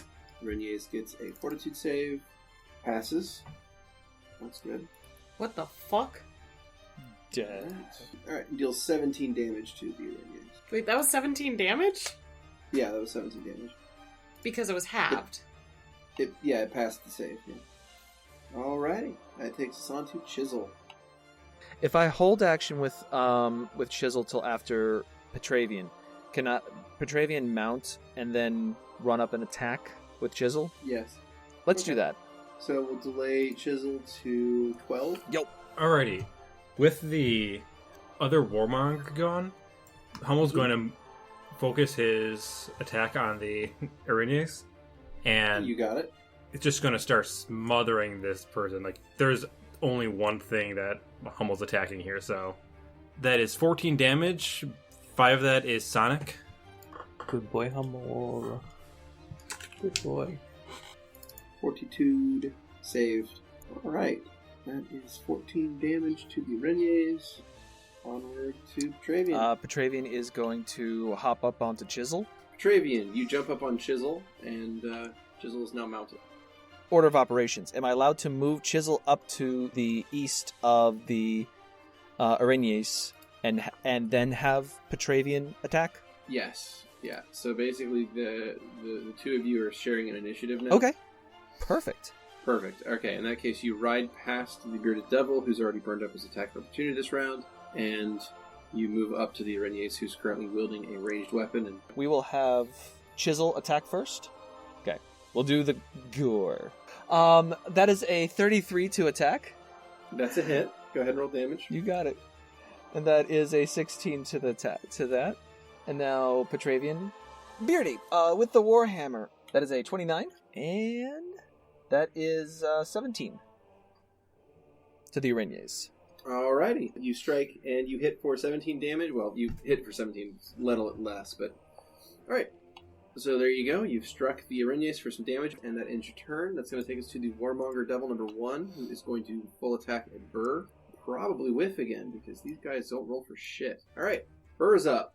It's because they're too busy trying to hit Archie. He's going to full attack Bearded Devil number 2. And that's going to be a claw hit, a tail slap hit, a claw hit, a bite hit. That's a lot of fucking damage. Aye. Wing hit, and wing hit. Wow, okay. He actually landed every single hit. Jesus Christ. Wow. Alright, here we go. Just grabs his fucking body and just scrabbles it around like a dog with a chew toy. What? I was gonna say, you ever seen a cat? Exactly. Like a cat with a toy and just like grabs it and just like starts kicking it with their back legs. Mm-hmm. That's kind of what just happened. So that ends up being 20 damage, 13 damage, 7 damage, 9 damage, 8 damage, and 16 damage. It is dead. It is smoosh. So we're gonna put some spice on that dice. Yay! And, Burr sort of like rears up, bites this thing, pulls it in, and just starts raking it with all of its claws, and it just shreds it into pieces. All right, that's Burr's turn. That takes us to Soul. I'm not going to move, but I am going to do a full attack with Symphonia's Wit. Let's see, that's an 18 and a 24 to hit. I don't think either of those hit. 24 hits. Oh, it does. Oh, that's nice. Yeah. Boo, 16 damage. Cool. All right, strike the Warmonger and do some damage. Keeping that little healing spell going. All right, that's going to roll us over to the Arenes, and they're going to drop the bow, which sort of dissipates into nothingness, and they're going to draw from nothingness a longsword out of thin air, and they're going to attack you with it. No. It's only... All right. It's only sheathing a weapon makes it a provoke, and they didn't sheath the weapon, they just dropped Okay. it. All right, and they're going to swing a longsword at Petravian. There we go. That is going to be one hit. I'm just going to move Petravian off the chisel. I'll move so I can attack either of you individually, and that the longsword attack on Petravian is going to strike for 12 damage. Not bad. All right, Lovette. All right. Well, frankly, at this point, I think a spell would be too expensive. So Lovette is going to 5-foot step to her left. All right. So that she's on these steps next to the statue from Archibald, and take the crossbow in her second pair of mechanical arms, fire at the Bearded Devil to her north. Mm-hmm. And that is a 17 a 31. Hey, my first roll above a 10. Dang. All right, and the 31 is going to hit. Go ahead and roll damage. Lovely. Nice. That is 16 points of damage. You're All right. welcome. Yes, thank you so much. Hound Archon. I'll have that continue to attack the Warmonger Devil next to him. All right, great sword and bite. That is a miss, and a critical miss threat. He's really doing good. Yeah, he is failing at everything. So we're going to have him roll that to see if he critically misses. And he does. Critical miss. All right. I like to think, because I have so he's like his blade and stuff. I figure he's got a light emitting from him, but Lovette just has this thing designed so that it has whatever she knows to be a good god. So there's like symbols of Bonia, of the light, of Eden, of Shamish. And so it probably has some functionality issues because of that. It's just The life is good? yeah, it's good aligned, isn't it? She figures it is I anyway. mean, I didn't like the followers that in Parthenae. Hey! But they don't have to be good people just to be following a good religion. What? I mean, look at Petra. Why are you upset? You don't even worship them. Eden? I said the light. light. Oh. The light is a religion. It's I its didn't own know thing. that. Okay. Yes, you did. You didn't know that? They confronted that. Marcus and Parthenae. Oh, Yeah. Yeah, shit. the whole thing. Wow. Wow, I forgot about them. Yeah, that's the one we said that this was closer to the praying that Marcus does. They completely slipped my mind. No worries. All right. Alright. Archie. Archie's going to take his full power attack on that the Warmonger Devil that's still standing. Okay. Go ahead. That is a 28 and a 27. Double There hits. we- Go ahead. Oh, 37. Let's go ahead Okay. and kill it. This should be enough. It's dead. Mm-hmm. That was a And one more. 31 and a 33. All right. It is dead. Would you like to put some spice on this dice? Yay! Yeah. He grabs his hands together and double fist just smashes, hammers down onto it until it's just a crumpled pile of metal on the ground. All right. In that case, your devil number 1 is up, and he's going to full attack with his shitty glaive, and he's going to try to hit Vera. And not only does he miss, but he gets a nat 1 on one of them. So let's see if he critically misses. He does not. Aw. He has to roll with a 17 on his second attack. All right. Cracker Jacks. Anyway, he just misses. Vera. My turn. And Vera does a full swipe against this guy Wonderful. who just tried to take her out. A swap. Hop to it. That is a Nice. 36 and a 30. Bravo. Both hit. Roll damages for both, please. That's 22 damage and 19 damage. Okay, it goes. It starts to drop after the 22, but you follow up with a second attack and kill it with the 19. Would you like to put some spice in those dice? I would. So the first slice is down and up, going through his legs, and as he's falling, the second one cleaves him by the waist. So he's just a pile of legs and like a torso. Wonderful.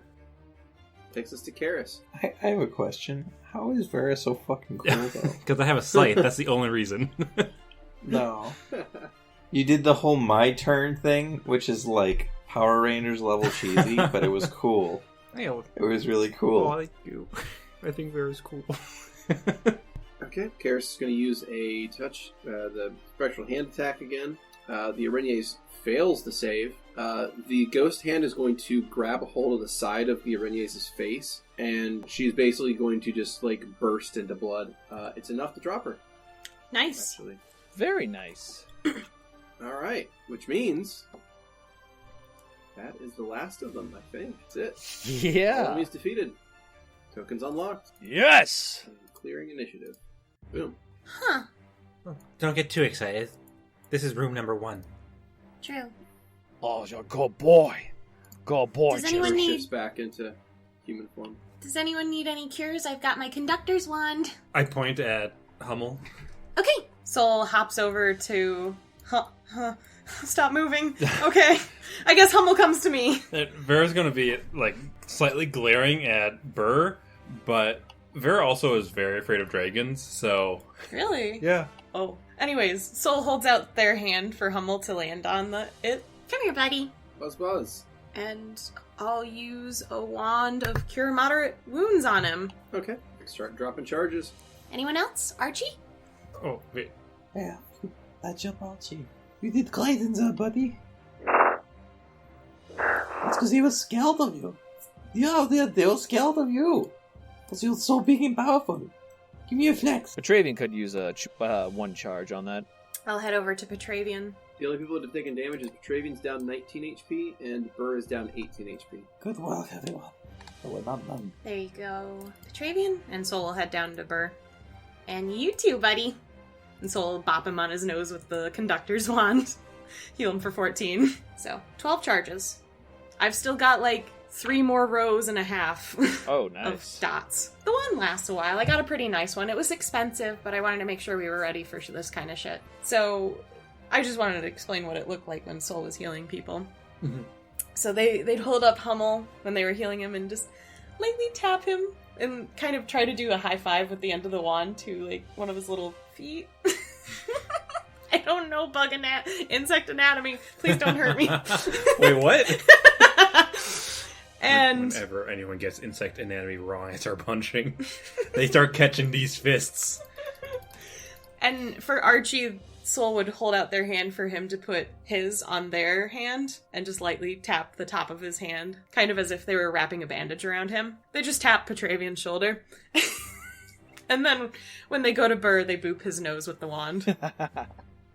Alright, well, So Karis will like look around the room a little bit and she's going to say, so I don't want to sound strange, but did that seem easy to anyone? Yeah, like one of the easiest things we've ever done, kind of easy. I didn't even have to really use much of my other power, you know? do you remember the giant skeleton demons we fought in Glarv's castle? That felt a lot harder than this, yeah? Yeah, that was a lot more bullshit. I suppose so, yeah. I was kind of getting nervous halfway through this battle, feeling like something was off. Do you think that it just means that maybe Glarv's out of... It could mean he's out of resources. It could mean... It could mean he sent out Team D to take the front. Yes, it could mean a number of things. It could mean we are on the right page about maybe this being a bad idea. They pulled resources for him. But Well, we've also been hammering away for a while. at the tower, there were a lot of demons there, and they were super chill. But That's that means they're mostly under Ish's control. And we just kind of, I think, have access to them, if I understand how it works. What? What tower? The tower where Ish lives? She's in a tower? Well, sometimes. There you go. He's sometimes there.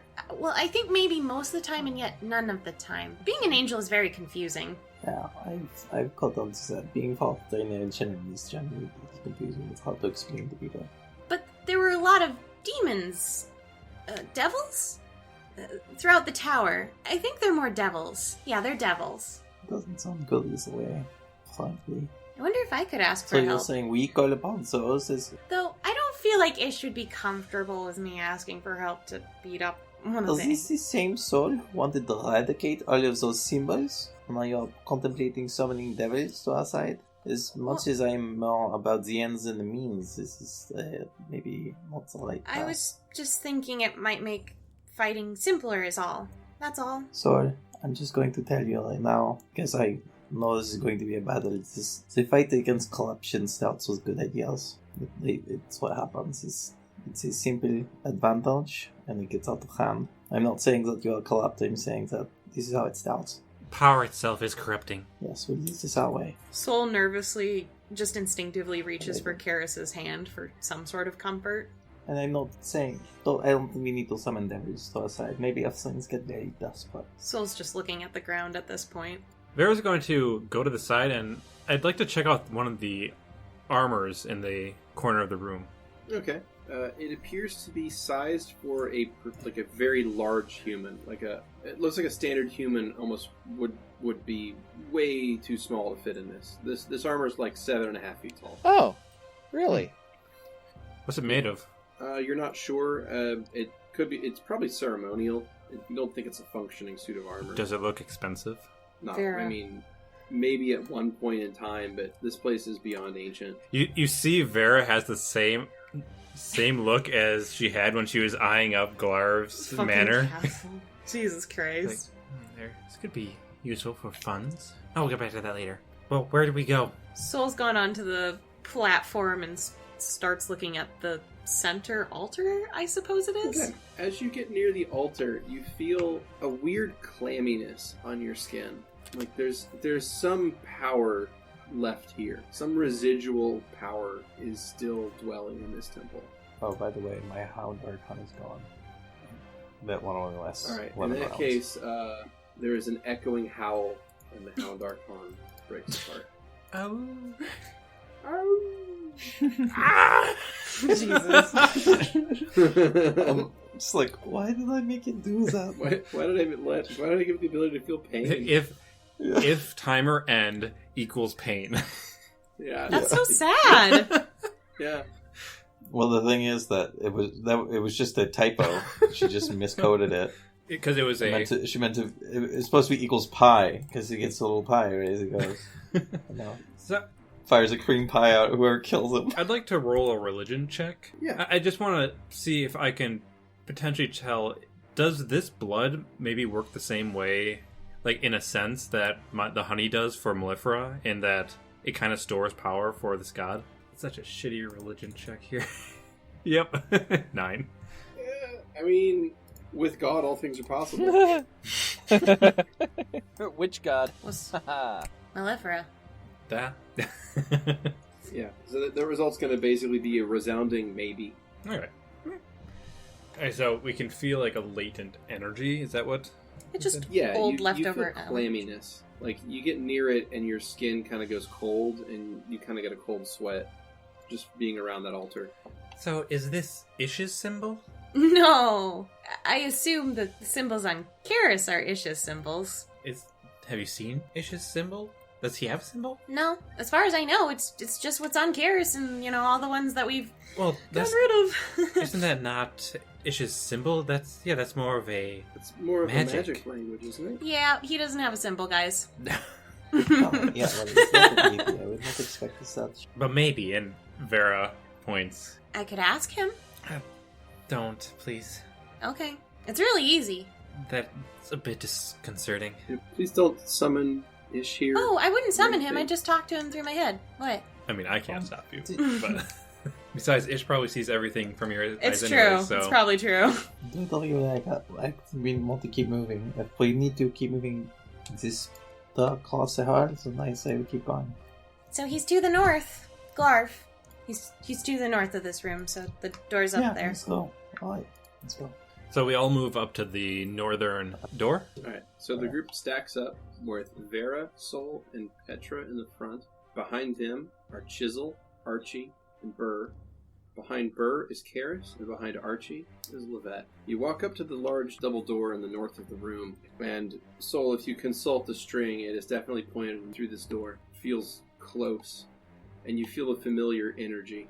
Familiar. You're pretty sure that he's behind this door. Like fucking familiar? Yeah. Are we ready? Sol takes a deep breath in and pushes on the door. Alright. I'm so nervous. Push on the door, and it swings open easily. Inside, past this door, is a room that is about 50 feet by 60 feet. At the far end of the room is a raised platform with an enormous symbol of this, whatever god this is. On the sides of the room are 4 blood pools. There are 2 more statues or suits of ceremonial armor between the blood pools on either side of the room. And in the room itself are 4 bone devils. Those fuckers.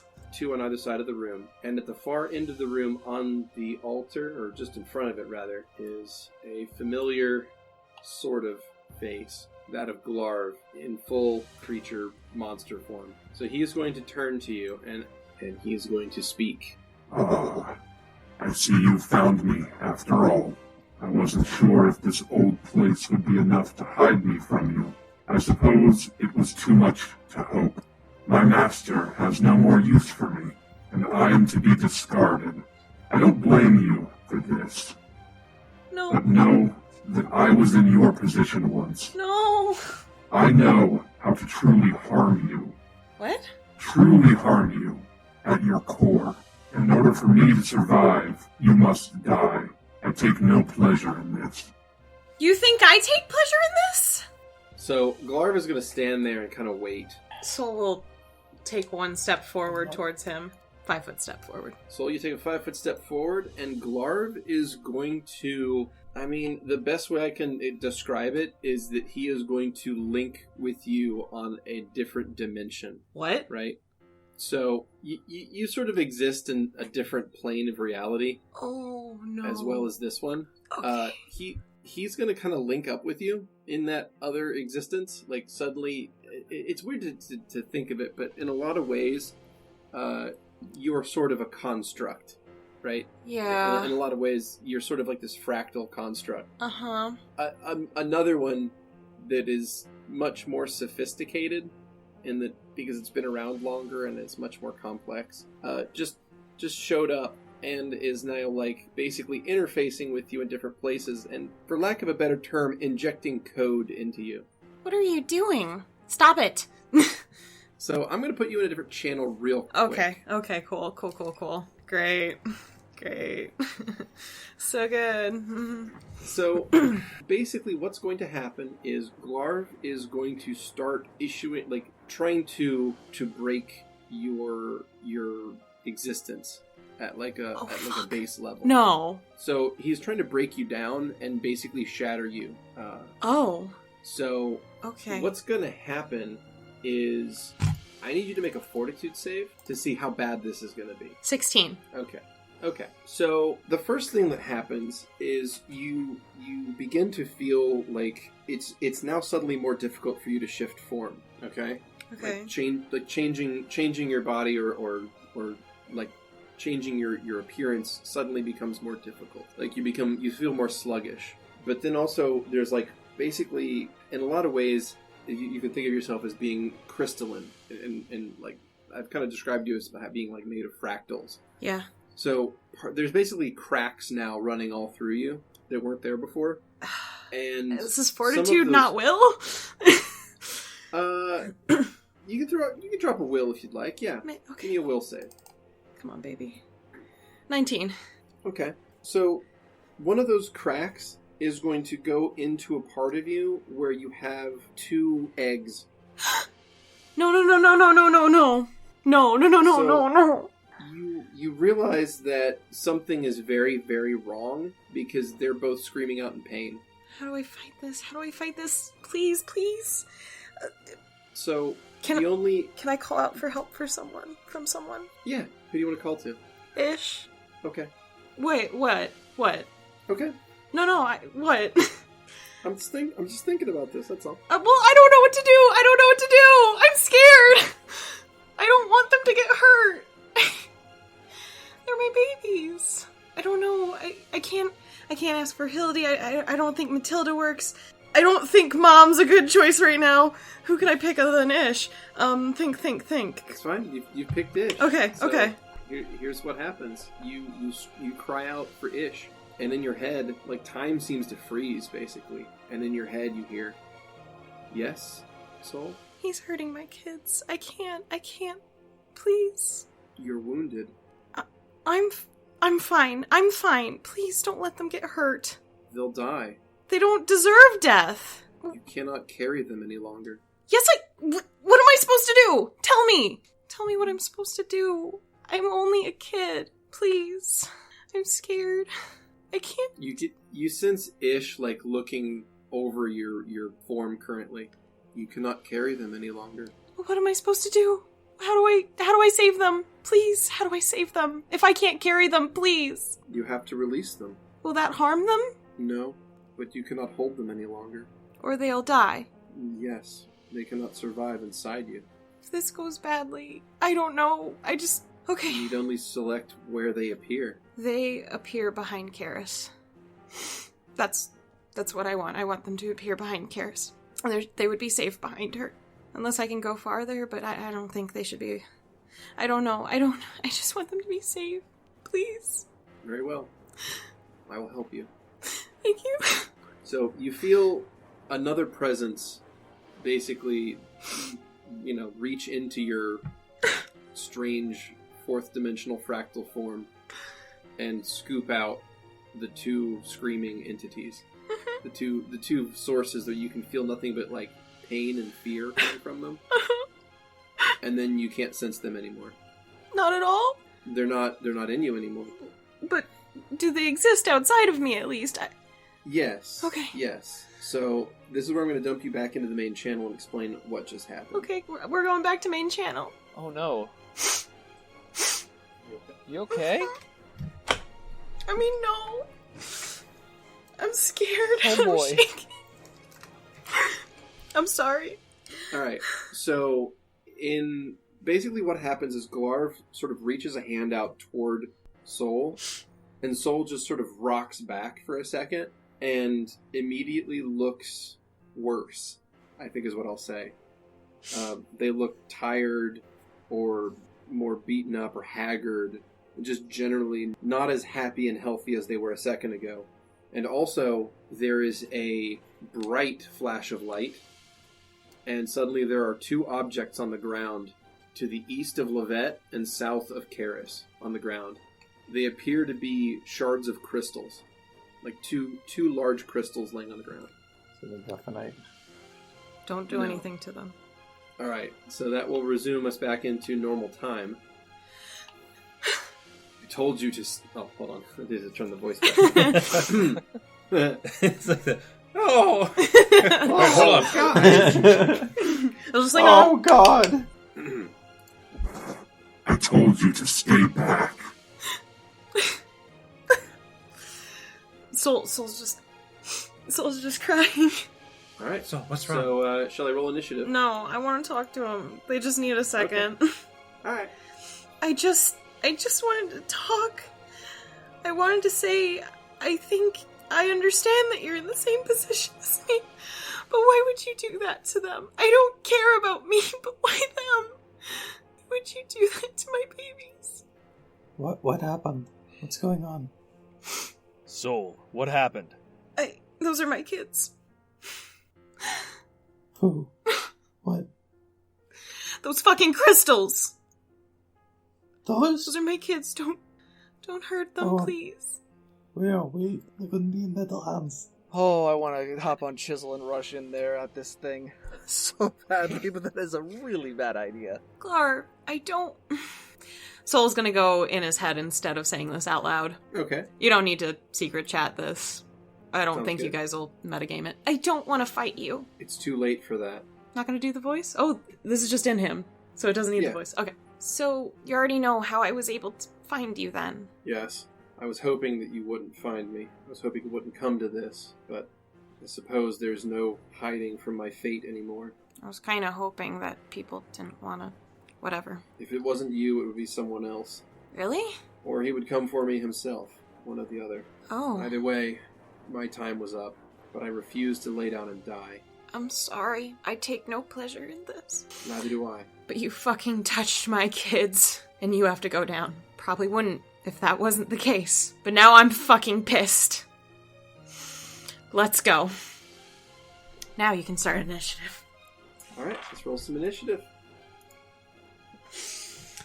You bitch. Alright, Bone Devils win initiative at 25. Oh, come on! Wow, fuck us. Bone Daddies win initiative. Shit.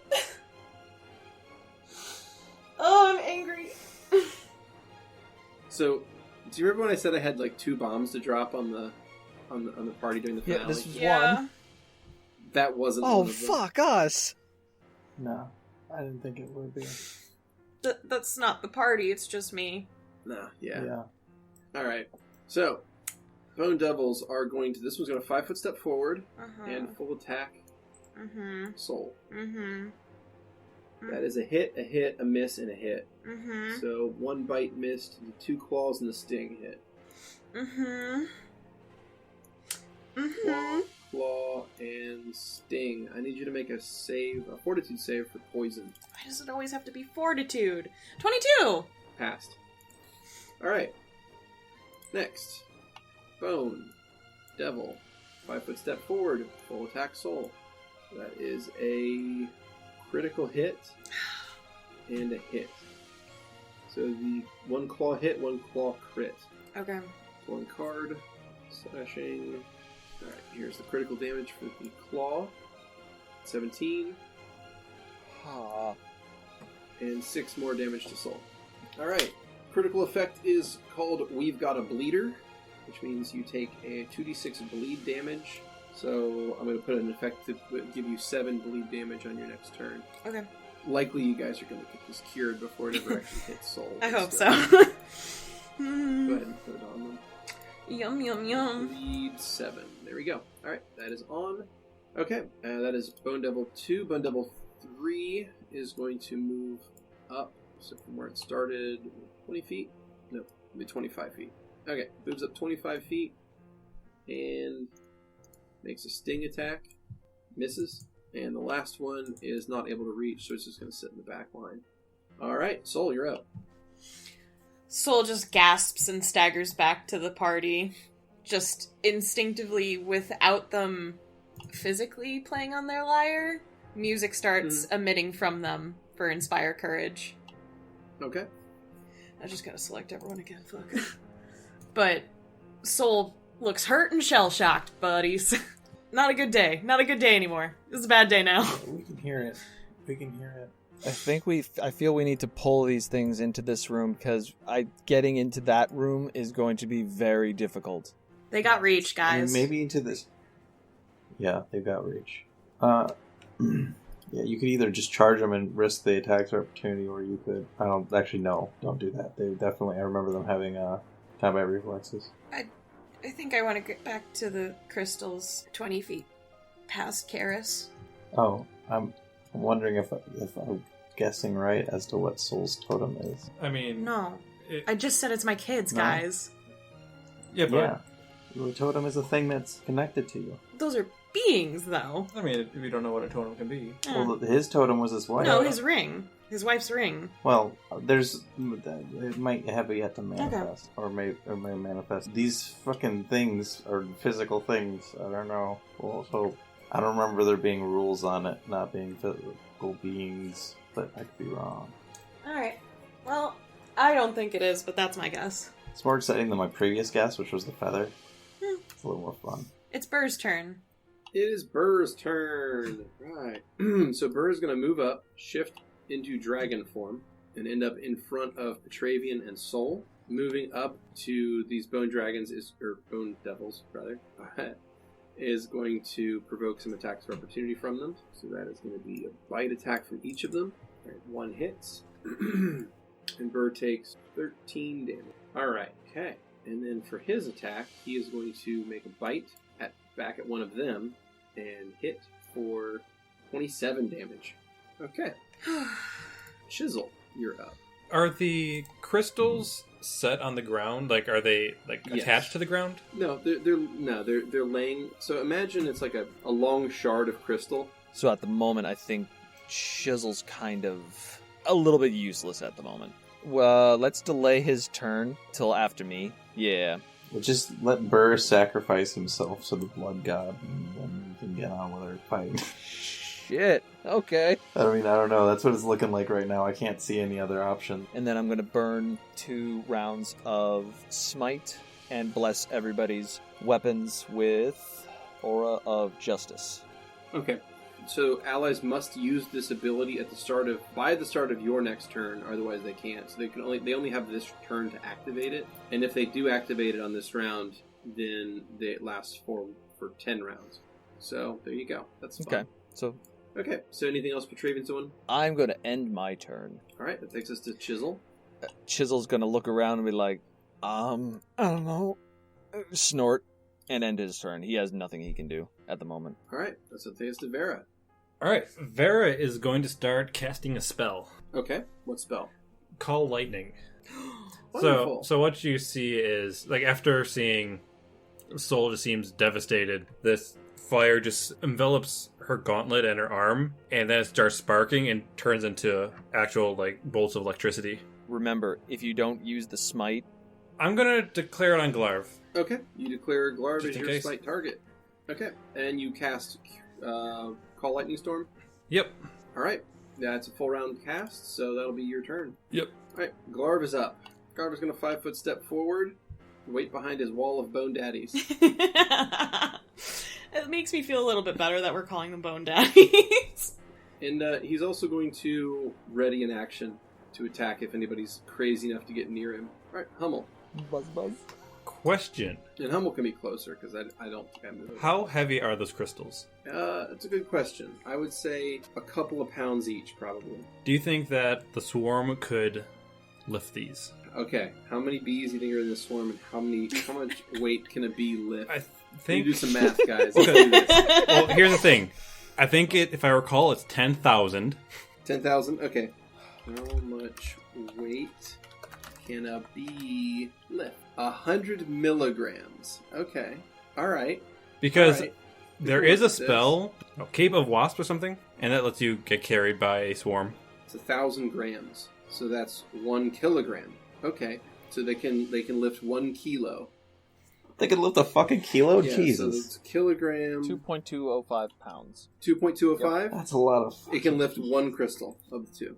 Yeah, we did it, guys. Yay, Matt! But then again, you could always have also answered, it's not a question of where they grip it, it's a simple question of weight ratios. But no, honestly, it is a problem with how they lift it, because I don't think you can get 10,000 bees on one of these things and all have them lift at the same time. I don't know about that. These are pretty... That's kind of their thing, isn't it? Is it? Do you often They see just, like like- teams of bees team lifting I'd say stuff? teams of ants. Yeah, lifting people into the sky. Have you not seen this shit? Shit. Is this the This is an is this epidemic the out fucking here. murder hornets thing that I missed out on? Yes. Mm-hmm. The bees start disappearing, so they say they make us disappear back. Do you want me to move your crystals out of the way at all? I will probably take care of it. I'm Yeah? gonna Okay. go back, be a Buffy person, and just collect my babies. In that case, Hummel is gonna charge in and envelop Glarv. Okay. Ugh, I don't like that. Because I don't think the bone daddies get affected by If him. I recall, bone daddies do not get affected by Hummel. Oh, Okay, actually, so no. What? Fucking Burr's in there. I can't do it. What? Burr, our child full of mistakes. Burr just Okay, fucking can't. just burns things in a straight line all the time. Nope. So that's a cancel that movement, you said? Yeah, alright. In that case, so in the northeastern corner of the original Blood Fountain map, Hummel's gonna go in the corner and just wait out this so that he's not around the crystals anymore, so Soul has access to them. He's gonna wait there. Alrighty. Alright. I've got another roll of film to stick into Archie's leg and send up to his nervous system or instruction stuff. Give him another... I imagine that the last bull strength was burnt off by now. Then I'm going to make another one of those. Do I need to add it to him, or is there... No, I need to add it to him. There we are. Don't forget to declare Okay. your which one you want to attack. Yes. I'm going to... Lovette will smite Glarv. Okay. Go for Glarv. Alright. Okay. Also, Hummel's gonna do Glarv. Okay. Fuck Glarv. Okay. And anything else for Lovette's turn? No, she'll stay where she is. She's guarding those crystals with her life. Archie is going to declare his smite against Glarv as well, Okay. because that's going to be a fun time. I think instead he might just hold his action. Okay. If they step any closer, well, a little more than any closer, if they come into that doorway, they're doomed. Probably should have put him in front. Speaking of doomed, just wait. About to be some bloodshed. Oh no. Oh boy. Alright. Yeah. So Archie's... Poor boy. Archie's not doing anything? Well, he's holding if nothing else, he'll at least hold his action to attack anyone who comes with his reach. Okay. Or any enemies that come with his reach, I should say. Alright, Karis is up, and she is going to once again cast the Ghost Hand spell, ending her turn. Alright, Bone Devils. Yeah, this is actually a good spot for Archie, because at least if he stays here, then I can keep buffing him too, so that's good. I got a lot of turns worth of power-ups that I can keep stacking him with until he's ready to get in the front. Alright, so Bone Devil 1, full attacks, hits with a sting and a claw. Bone Devil 2, 5-foot step south, full attacks, hits with a sting and a claw. Bone Devil 3, full attacks, critical hit, also hits with a bite, and the critical hit and a claw. Alright, claw damage incoming. And finally taking us to Bone Devil 4, who's going to make a 5-foot step down and full attack Burr, and does not confirm another critical hit, but actually, yeah, just one hit on a claw. Alright, total damage dealt to Burr is... Feel bad for him, but I'm also glad it went well. 73 damage dealt to Burr. Fuck, damn. He's not red yet, though. That's Yeah, good. Burr's a weak boy. Yeah, I'm like, Right. oh god. Okay. Let's do Alright, it. So that is the Bone Devil's turn. That's going to take us to Soul. Soul, you're up. I believe that answered that they don't have reach for 15 feet. It did, yes. I'll attack with Symphonia's Wit to the Bone Daddy. I'm gonna say the one Bone Daddy 4, the one that's to the northwest of Burr. That's kind of the farthest away. That's gonna be my smite. Or wait, closer? I guess I'll do 3, so it's closer because I'll be farther away. All right, here we go for the attack. That's 25 to hit. That's a hit. Okay, roll the damage into chat. So I'll just use the first damage you rolled with an 18 and apply that to Bone Devil 3. Yay! Burr! Burn them! Okay, then I'm gonna run down to my kids. Okay, so you move 20 feet down to the square south of Karis, where these two crystals are on the ground. So, anything you want to do, Soul? In that square? Can I see if touching them will harm them? Okay. You lean down and you touch them, and you immediately make an emotional connection with them, like just from laying your hands on them. Okay. You can feel that they're scared. Can I hold them? Not on this turn. Okay. You're out of actions. That's I soon. get it.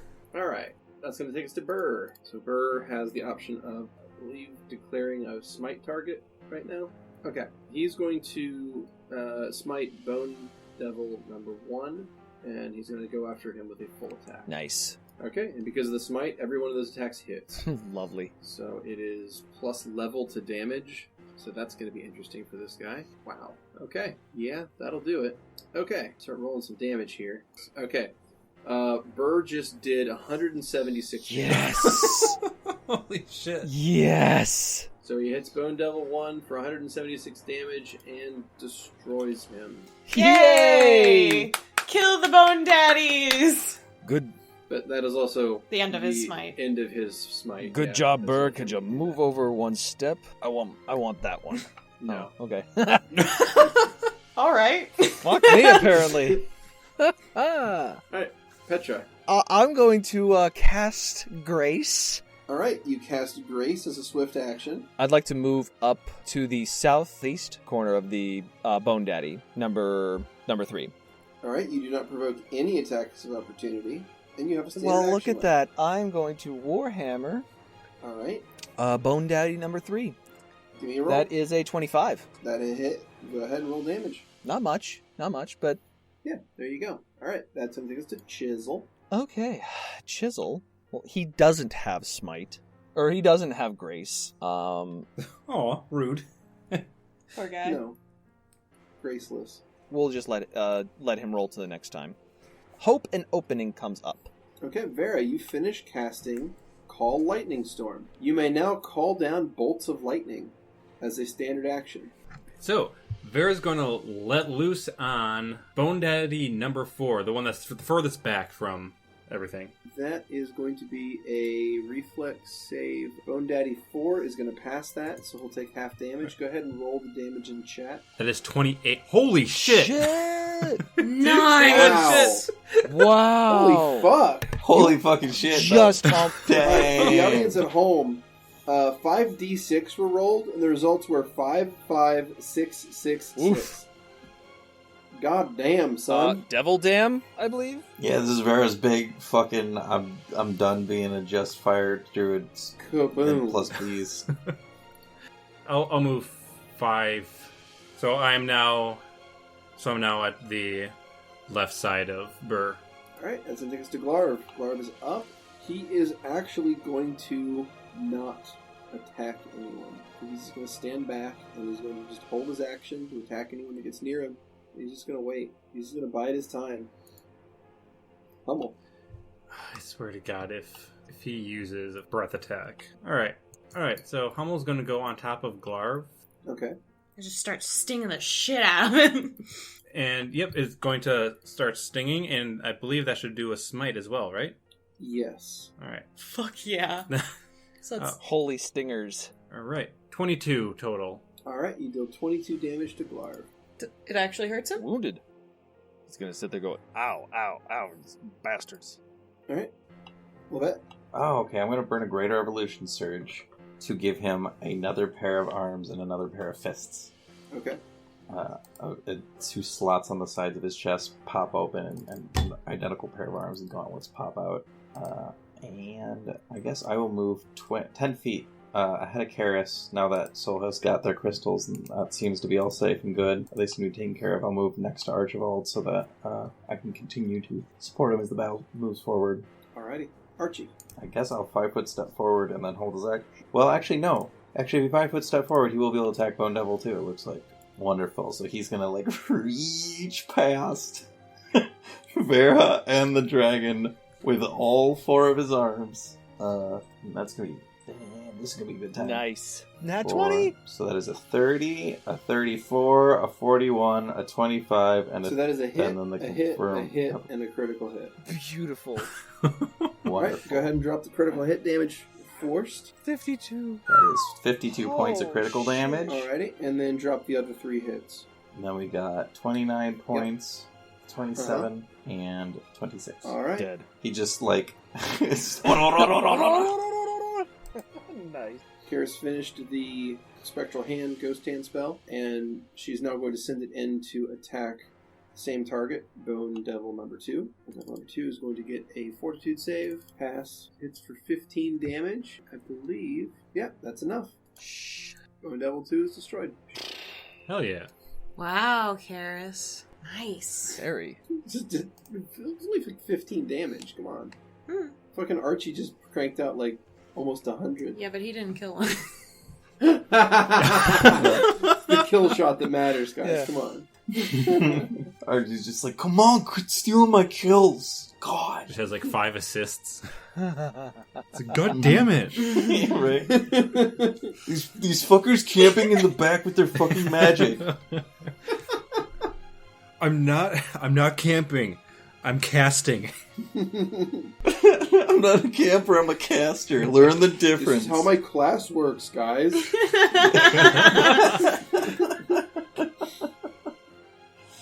Alright, so But Bone Devil number I feel 3 ya. is up, and he is going to full attack Burr. That is a miss, and a hit on the stinger. Yeesh. That is going to be 14 points of damage. Burr is now heavily injured. Bone Devil number 4 is going to 5-foot step to the south, and full attack Burr. That is a miss, a hit, and a possible critical miss? I do confirm. That actually fudges his whole turn up because that was his first attack. Lovely. Alright, in that case, let's see what the critical miss is. That's good. Oh, yeah. The critical miss is called This Is Bad. You take an amount of bleed equal to your strength bonus. Oh. Can the Can bone devils skeletons bleed? Yeah, they're not undead. They're not They're skeletons, not they're skeletons, devils. They're bone daddies. They bone daddies. Can dads So bleed? he's going to take No. 5 points of bleed damage. Whew. Alright. Soul. Alright. I don't have much option here because I haven't been healed yet, and I have that bleed thing on me. Alright. So Soul's gonna grab the wand with their mouth and suck on it while they're picking up their kids. Give me that sweet nectar. Just pop it in their mouth and then pick up their kids. 12 healing points and hopefully gets rid of my bleed.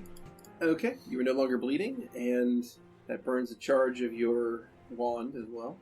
Okay, so you also pick up these shards, you said? My kids, These yes. crystals? Okay, you pick them up. Oddly enough, they seem to feel more, calmer now that you're holding them. It's okay. I got you. It's okay. Okay. I'm just holding them close to my chest then. You got it. Drew's in a bit of a pickle, but he's also not going to back down, because, running away would probably get him killed, so that and he's a dragon. It's way too egotistical to ever, back down from the fight that he's already in.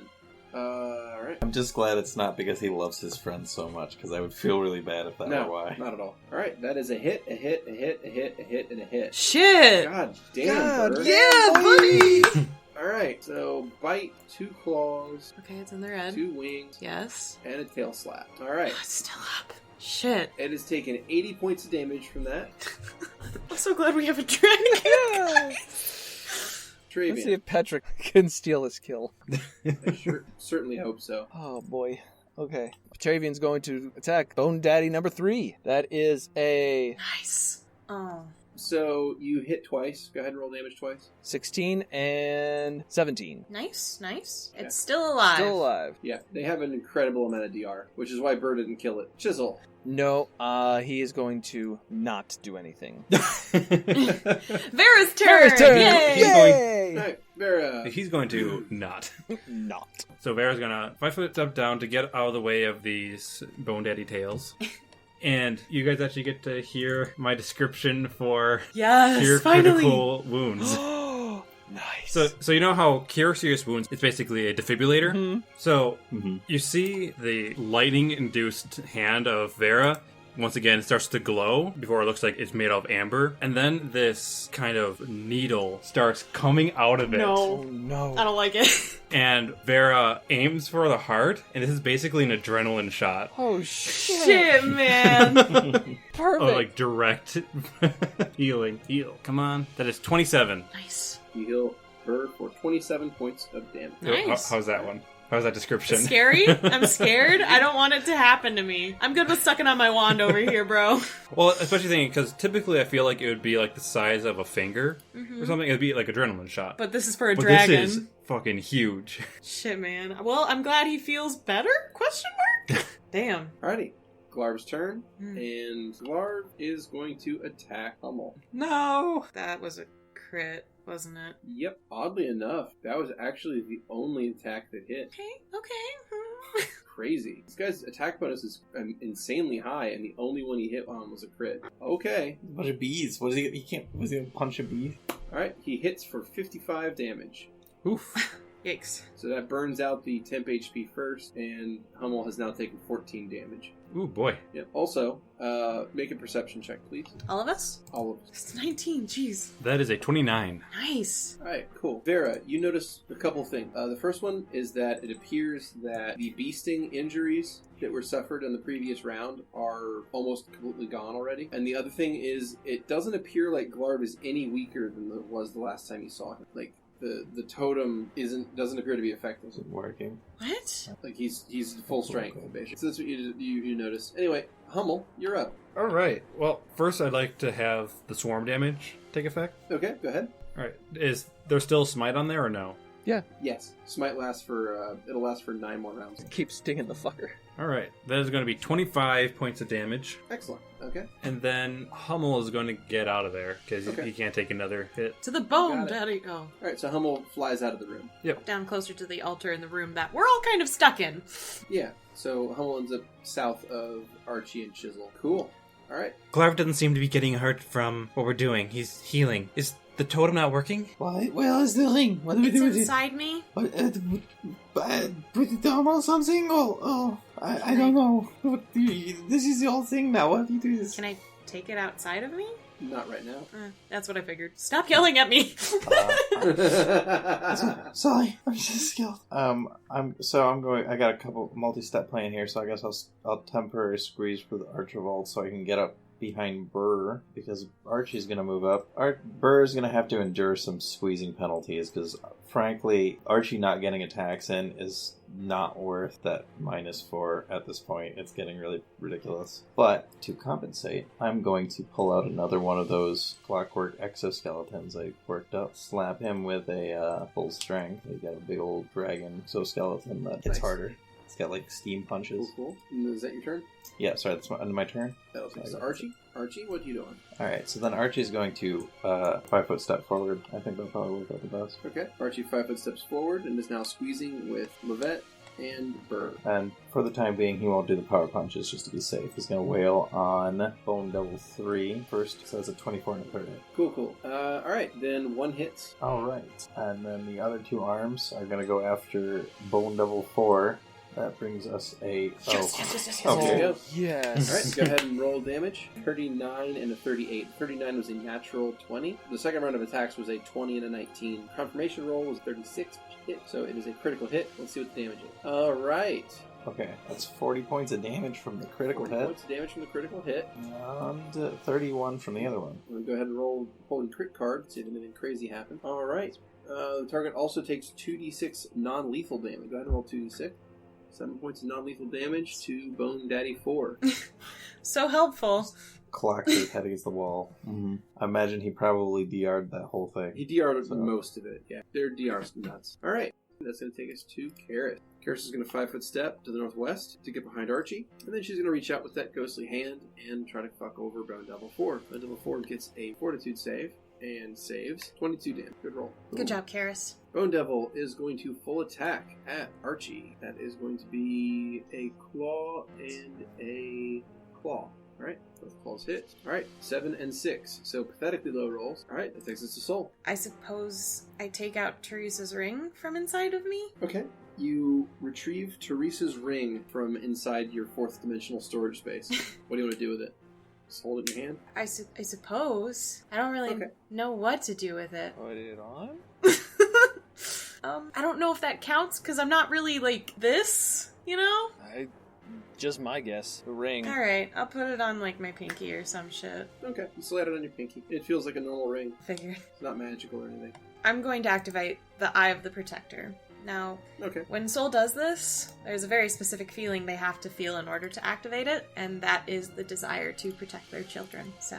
Alright. Soul is surrounded by a nimbus of light, and that grants them 40 points of temporary hit. And that's going to take us to Burr. Burr is going to 5-foot step to the north to stop squeezing, and full attack the final Bone Devil. That is a hit, miss, hit, miss. So, let's see. Miss a wing and miss a claw. Alright, right hit, claw hit, wing hit. Yes. Tail slap. Alright, that's enough to drop the Bone Devil. Woo!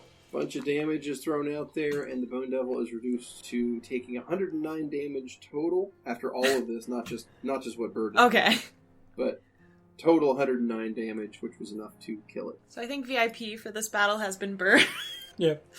As the last Bone Devil falls to the ground, Glarv just looks at the party arrayed before him, cracks his neck, and just smiles.